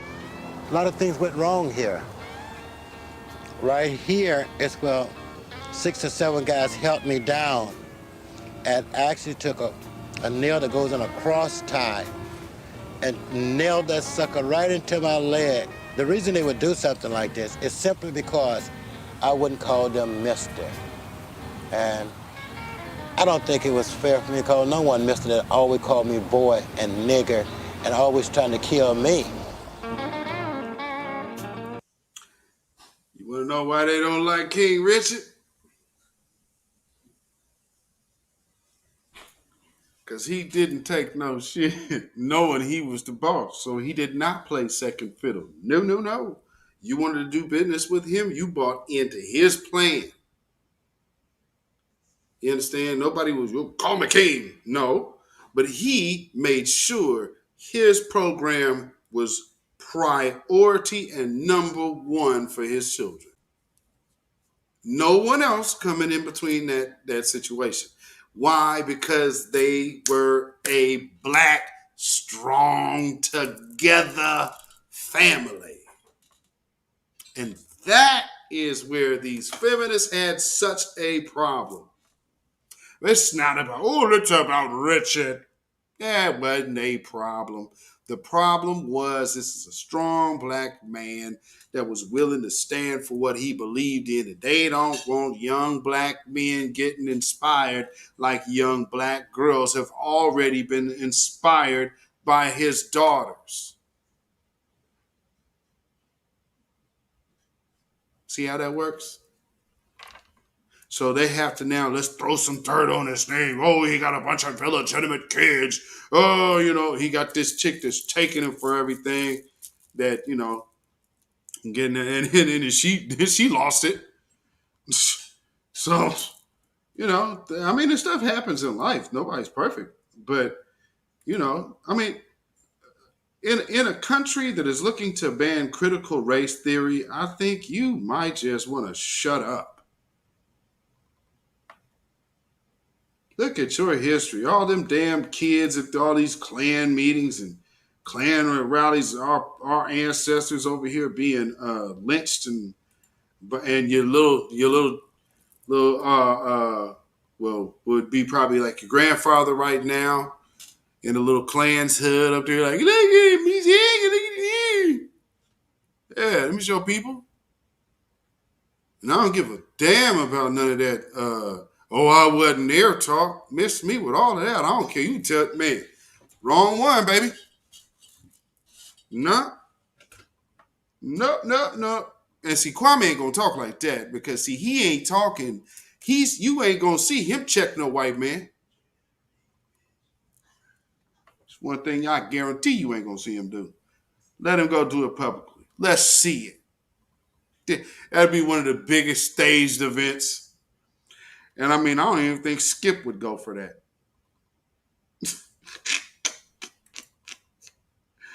Y'all really thought that you were seeing a damn NBA player on ESPN talking about internet beef and that wasn't a show?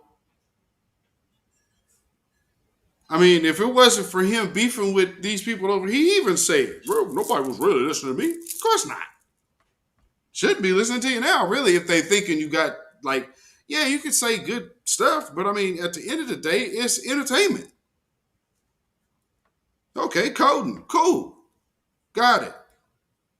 That's something we can easily start looking to implement into the local government education system.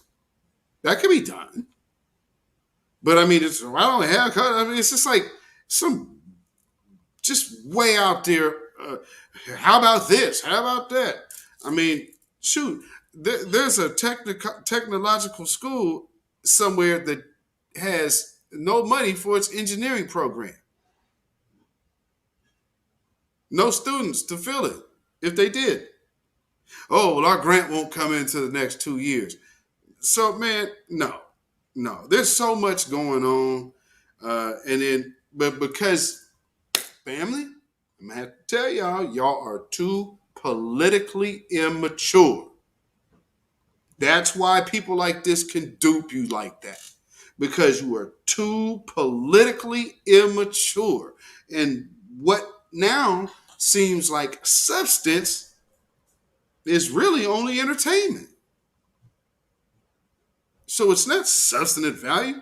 How are you going to confront white supremacy with coding?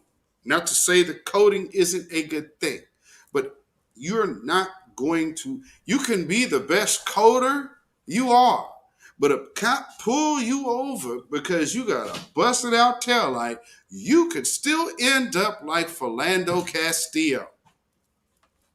So then what good is coding? Because you haven't actually dealt with the problem. And that's my problem with people like that.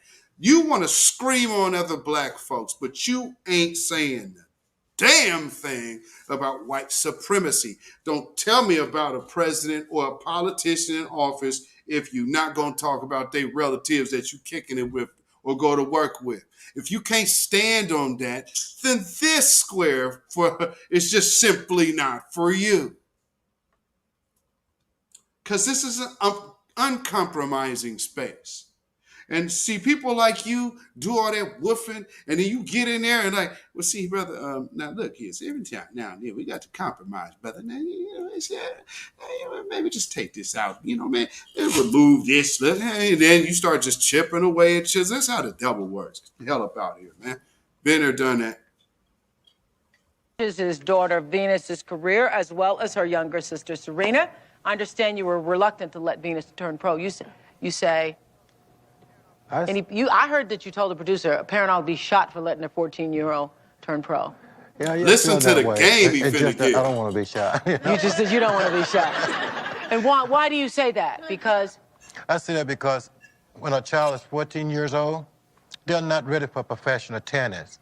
I don't know about any other career, but professional tennis, no way. Why? Well, the schedule, the amount of tournaments, the amount of things that's given to them. Discipline. Yes. And sports education, it has the tendency of conflicting with each other. So I really want my daughter to be educated. Most of the time people will come to me and talk to me about millions of dollars. But money does not make you a better person. 90% of most people's It does not. But it just enhances the person that you are. I always say if you're a jerk before you had... I say that. You're a jerk before you had money, then you're just a jerk with some money when you get money.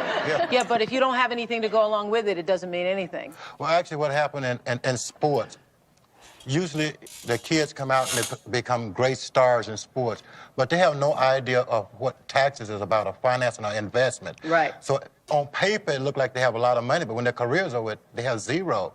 Correct. Now, see, here's the difference between Kwame Brown and Venus and Serena Williams. There's a system that the NBA, when players get drafted, oh yeah, that's right, I forgot. I'm related to Terrell Brandon. So yeah, miss me. Anyway, there's a and Mother Brandon was the mother of the NBA, by the way. So, I mean, we could do this all day long. Your guy don't want it over here. So, they have the system that rookies come in, or when you get drafted, and they give you the rundown on how to, number one, to get where to manage your money, how suggestions for that. Also, your public relations class, you're going to go through that.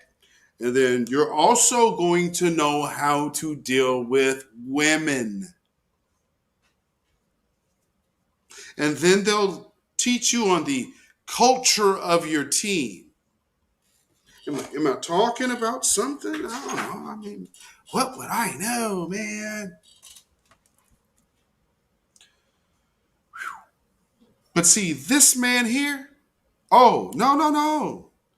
He didn't have Venus and Serena didn't have the white man to come over here because the white man and the white man and the white man. No, just that good old black man from Compton by way of Shreveport, Louisiana. Go freaking figure.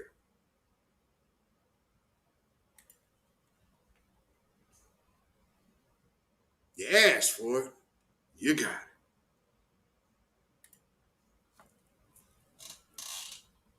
I believe that for my kids, it's best for my kids to have a great education. And if the money's going to be there, if they're going to be superstars, they can come later. So you're saying all this, but she turned pro. Yeah. And so what kind of a schedule do you have, Venus? I don't even have a schedule yet. I don't even know what tournaments I'm going to play, but maybe about 5 my dad lets me. About 5, if he lets you? Yes. So school comes first still? Yes, it still comes first. And how are the grades? I have straight A's. Great. Hi, YouTubers. I'm excited to give you an update. All right. See? That's why they mad at King Richard. Showing that strong black male presence is the important thing that they didn't want the world to see. And,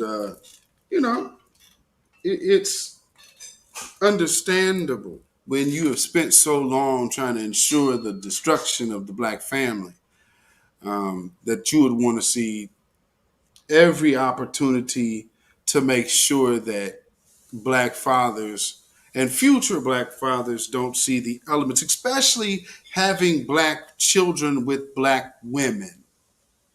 Did you catch that part too? That's black father, black mother, black children. Now, do y'all understand what the problem is? So just look, for all of y'all sisters out there that will watch this, because I'm sure if you are an intersectionality person, you are not in this chat right now watching me live because you could care less. But if somebody plays this for you, just understand, intersectionality crosses you and your community out because you're the only one taking the L. And truth be told, the word, just the etymology of it, just starts with death. So, I mean, you're looking to kill something to join it to the next. But what are they losing to join with us? Nothing. So I've always asked intersectionalists or whatever you call them, what is it that you can say intersectionality has a positive influence on the black family? I'm still waiting for that answer. So we have black people literally participating in black family destruction. I mean, it's a sad truth, and I'm going to keep it even more buck. Some of y'all be taking relationship advice from people with tore up relationship history. And even keep it more buck. You need to at least have some things together before you come out screaming on other people. And I mean, like, you got to have some personal things together. Like, at least, there's some things that a brother could say that I just, I'm a nice dude, But I would just suggest that before people get out here and start screaming on people in line and this and that and this and that, you might want to make sure you know. I mean, 'cause I've been called bitch ass niggas in the chat before. Now, of course, I popped on live and then that tune changed. But, at first, that's what it was. Many of us aid in our own destruction. Absolutely. Absolutely. Because it's by design. You understand? You think of it like this. Look at relationships. I thought of this earlier. We had family structure to look up to. Now that same family structure is looked down upon. Why do you think that trend happened? That we're the only ones doing it. Oh, because you still hear that today. I've heard it on some of these programs. Oh, I ain't doing that. Well, that was my grandma's generation. I ain't that. All of them died with someone.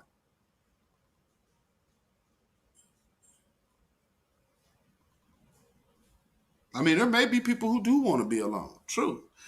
They may have spent their life involved with people in relationships and had their run and are content in that. But you're not going to see that at an over alarming rate. Let's just keep it real. That's why, when we were young, one spouse dies not too long, the other one follows.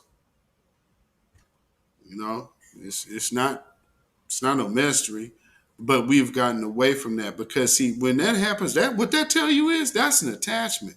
They don't want us to be attached like that, and just given this type of imagery, because everybody can say, that's what it was.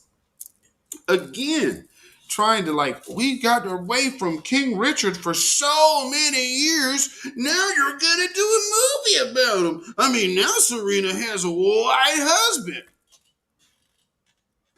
All the success they both got with white men. We have won. Wait a minute, they're producing a movie about your father. Oh, Chicken Little.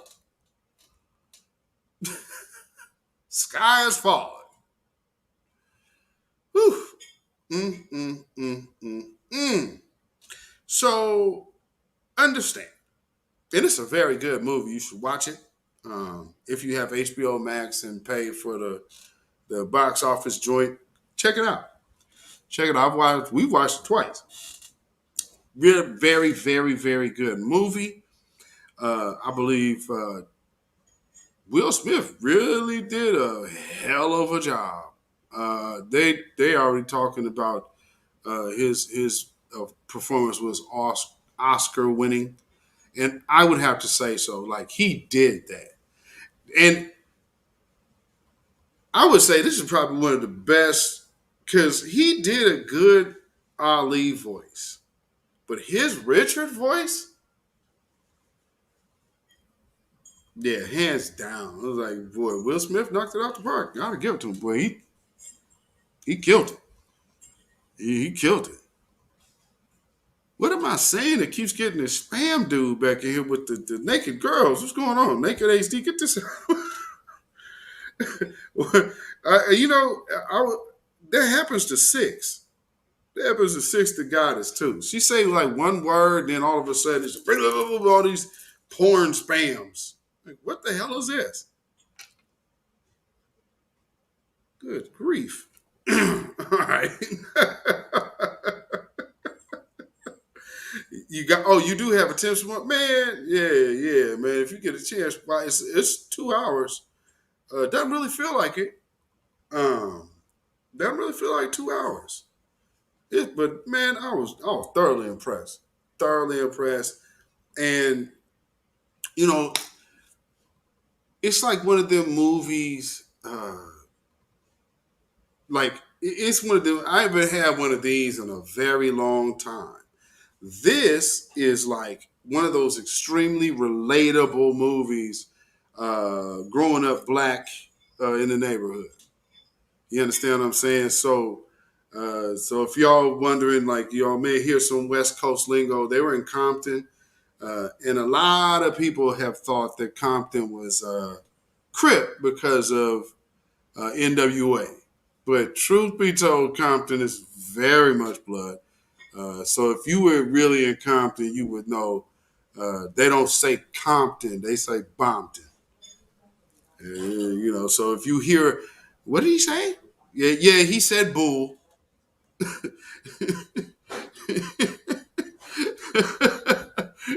Yeah, he said bull. All right, it's bull. But I mean, it also shows you Richard's connection with the neighborhood as well, and understand what was going on in that neighborhood. So it showed you dynamics of my childhood on just how I was raised, and understanding the dynamics of a neighborhood. So if you call yourself, this is your hood, then all of these people are under your protection.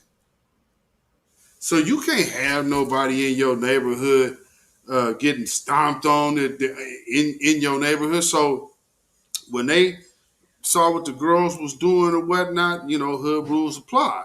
So, ain't nobody gonna mess with these little girls out here and ain't gonna mess with Richard. But if you pull up to again, man, that's LA, man. Cats come out of nowhere like ghosts. Cats come out of nowhere like ghosts down there, man. I mean, you just, car ain't nobody there. Boy, you walk a few steps, right there on you. I mean, it's a, man, Cali is Cali. Oh, and then some old Cali shit happens. Man, you all just, man, Tim's Award, you going to be like, damn, this is good. I'm pleasantly surprised. Pleasantly surprised. And it was so dope that it's, able to see, because, I mean, shoot, man, to get my Black Daddy fix on TV right now, you almost make me get up. I got the box set in here of the Cosby Show. You understand? And if you got that HBO Max, you already know Different World is on HBO Max. So we get it in on the black shows. And although I can't stand some of the writing on Good Times. Good Times is still my shit. You know what I'm saying? Rock. Yeah. Rock was good, man. Rock was good. But see, Rock wasn't a daddy until Rock was going off the air. And then they had a baby. But this show, actual family, man, that was dope. That was really, really dope. And then just showing the difference, because at first things were a little abrasive for him in the hood. Some events happened. If you watch it, that's a spoiler. So as things change, people understand that these kids are special. So by that age, the first when they're in the park playing, oh man, you would have had to they would have had to know that you were with Richard at that time to even be on that block out of bounds. You wasn't coming nowhere near them girls. So the whole fact of like I said, the West type of life that I grew up with, just that camaraderie of a neighborhood of black folks, man. We all black. You know what I'm saying? Just being black. Loving being black. Making sure that the babies is taken care of. Ain't no crazy madness going on. Now, of course, when things got, a little more rough down the road, and that's when the killing, way more killing and drive-bys started happening. But, yeah, man, if y'all get a chance, go check it out and go see what everybody is mad at.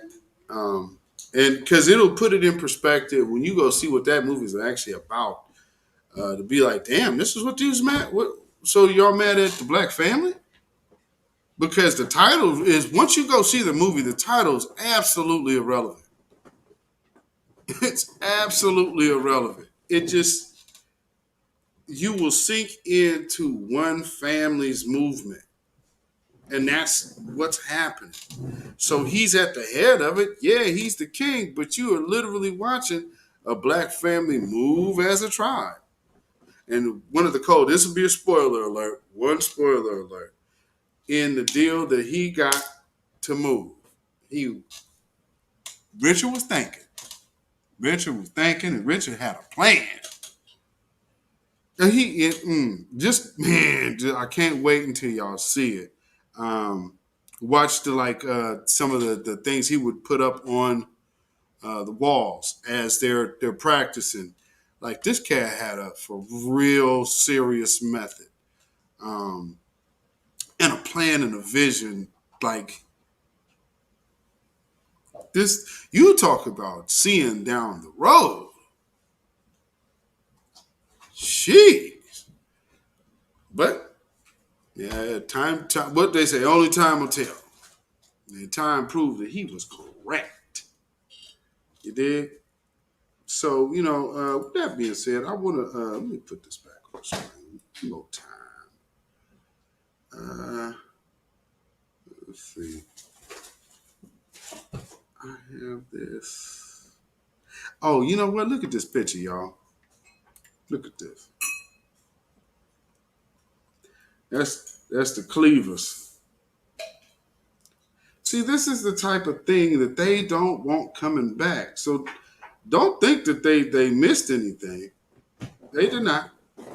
They did not. They are on top of their game. They don't want that resurfacing one bit. Don't all that black unity, all that black love. Y'all want to have black babies and afros and things. Oh no. And see, that's just divisive. And you heard that crap that Bayard Rustin was talking about. But at the end of the day, shout out King Richard, because this is what it looks like when you build and buy black. I'm going to say that again. This is what it looks like when you build and buy black.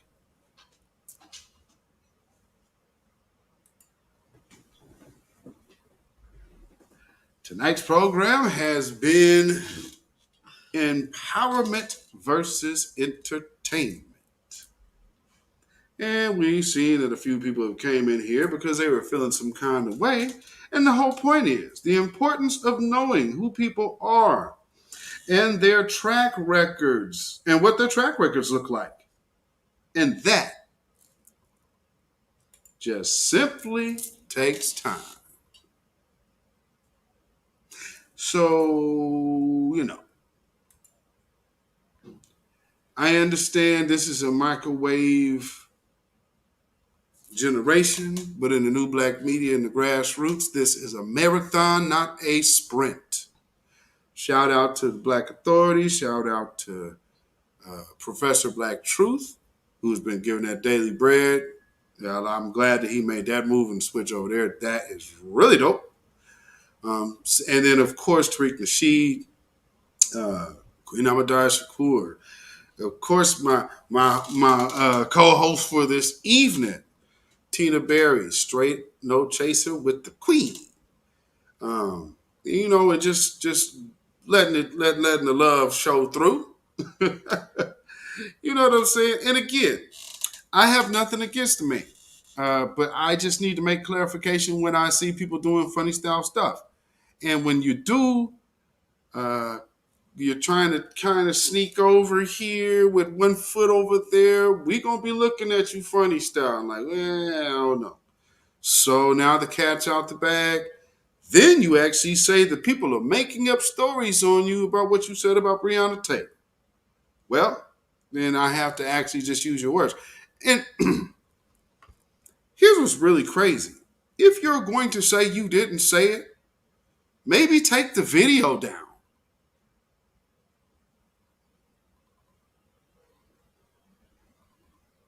Still think I'm stupid? Babylon is falling. Babylon is falling. Kwame Brown. Let it fall and let us rise. You dig it, Solo Dolo? What's going on? Yes, indeed. You got to catch the replay. Had Tina Berry in here earlier, so she rocked for about 2 hours.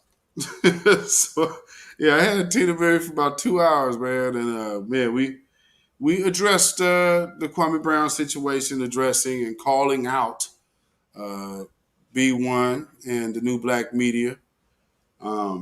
He called us out. We did not call him. He called us. So that's don't come for us, we'll come for you. But when you come for us, we will always have what you need. You are in a realm of absolute scholarship and dedicated, unapologetic, uncompromising Black first individuals. if you ain't on that level, that way.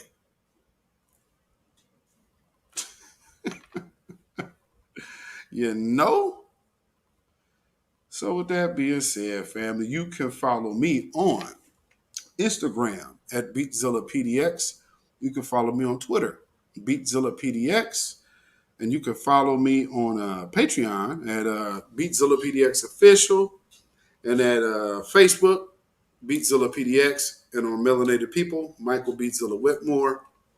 And you can email me at ourrealtruth@gmail.com. That's ourrealtruth@gmail.com. Yes, indeed. You say, yeah, I heard about the entertainer. Oh, man. You know, some people get a little froggy because they see what they see, but they don't know it's a bigger situation than them. And but I mean, hell, man, let that be a lesson to us about how big that dude's ego is.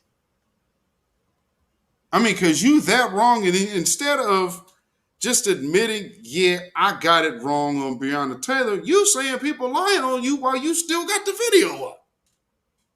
At least take the video down. Damn. I mean, whoever sent you to try to infiltrate this space, boy, oh boy, oh boy, you came ill-prepared.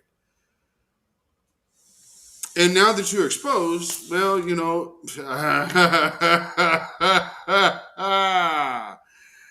I don't think ESPN is going to be calling for you anytime now, Kwame. You might be on Stadium. Stadium might have a gig for you. Better hit up FanDuel while you can. Is there anything going on? Get on this fantasy basketball league. Y'all need any commentators? The fantasy basketball?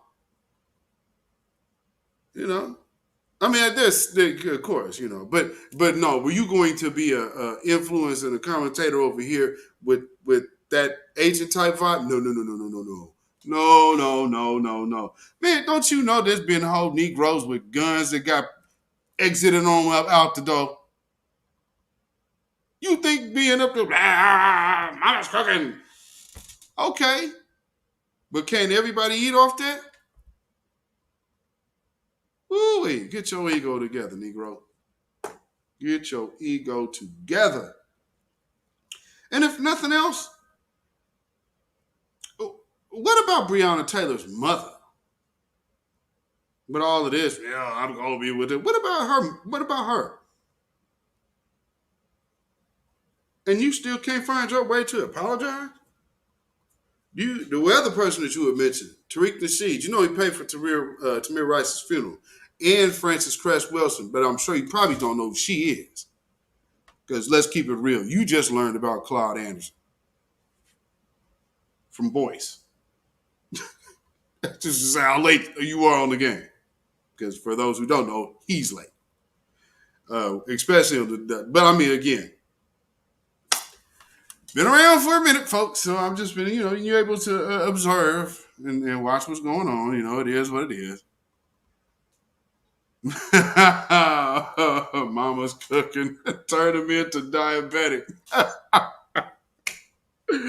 Oh, man. Hey, man, the urban culture chef over here for you, man. We got the spices because we are the seasoning. And these are people who are really connected to something righteous. Sugar Jones. His wake-up call is coming. Absolutely. Black first. Absolutely.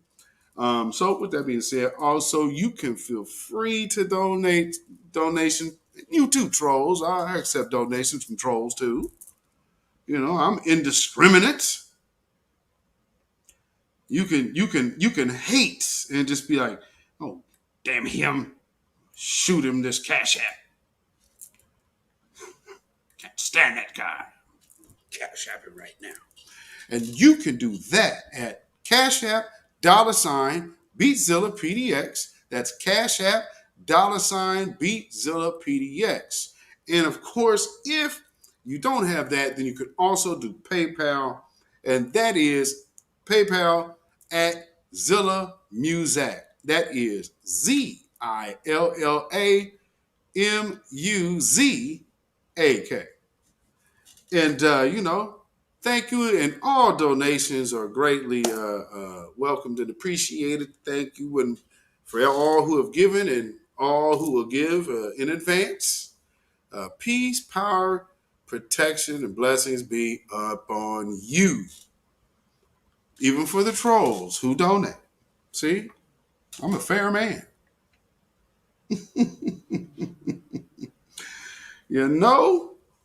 So with that being said, hope y'all have enjoyed yourselves this evening like I have. This has been pleasurable. We do this over here in the New Black Media, the grassroots, the Black First community. Thank all y'all for doing what y'all do. It's not just us, but it is also you. This is not possible with just a person behind a mic and a camera. So, make sure to always encourage yourselves. Make sure you are eating correctly. And we don't just eat with a mouse here. We eat with the eyes and our ears and our spirit. So you have to watch what you ingest. Got it? Because yes, if you don't believe in spirit's also just energy. If you don't believe in energy, then go wet your hand and stick a knife into a light socket. Not really though. But if you want to demonstrate if electricity actually works, so you'll see what energy is. So, Shawana Stevens, welcome. We are about out of here. We have slung our ancestors' slingshot with quite a few stones today. Them stones of truth have been flying. Been flying towards the gate today. Out of the park. Oh, man. Stay off World Star, for real. Stay off World Star. Thank you, Sebastian Shaw. Ooh-wee. He said a mouthful. Stay off of all of that gutter garbage crap. That's entertainment. For all the people who are going to stay over there with Kwame Brown and all of that, cool. That's good for you. No hard feelings. If you want to do both, you can. Just know we aren't in the same lane. So you taking me, you're going to learn something. And you probably go over there, laugh, and be entertained. And that's fine. So just enjoy doing both. Don't do one over the other. And most definitely don't get confused with entertainment versus empowerment, which is what we are about here. So with that being said, family, I hope y'all have a blessed night. I will see y'all Friday for the weekly wrap up. And, unless something pops up on the emergency or, on the fluke, who knows? May get inspired and come before then. But if not, then it is Friday, family. We will be here for the weekly wrap up. And you know how we do here. Y'all take care. Shalom, y'all. When you know who Satan is, yes, sir, you don't have to kill him. No. The stone of truth. Yes. See, that's what you throw. Yes, right. Allah says, had we wished to take a pastime from before, surely we would have done it. Nay, we cast truth at falsehood till we knock out its brains. Every one of you that knows the truth, stand up and tell it from the mountaintop. Black people can't take it no more. So wherever you are on the job, in the factory, I don't care where you are. If you know the truth, stand up on the truth and tell Satan, who the hell are you to try and pick my friends? Farrakhan is God's man, and you are from the enemy of God. So to hell with you. Stand up on it like a man.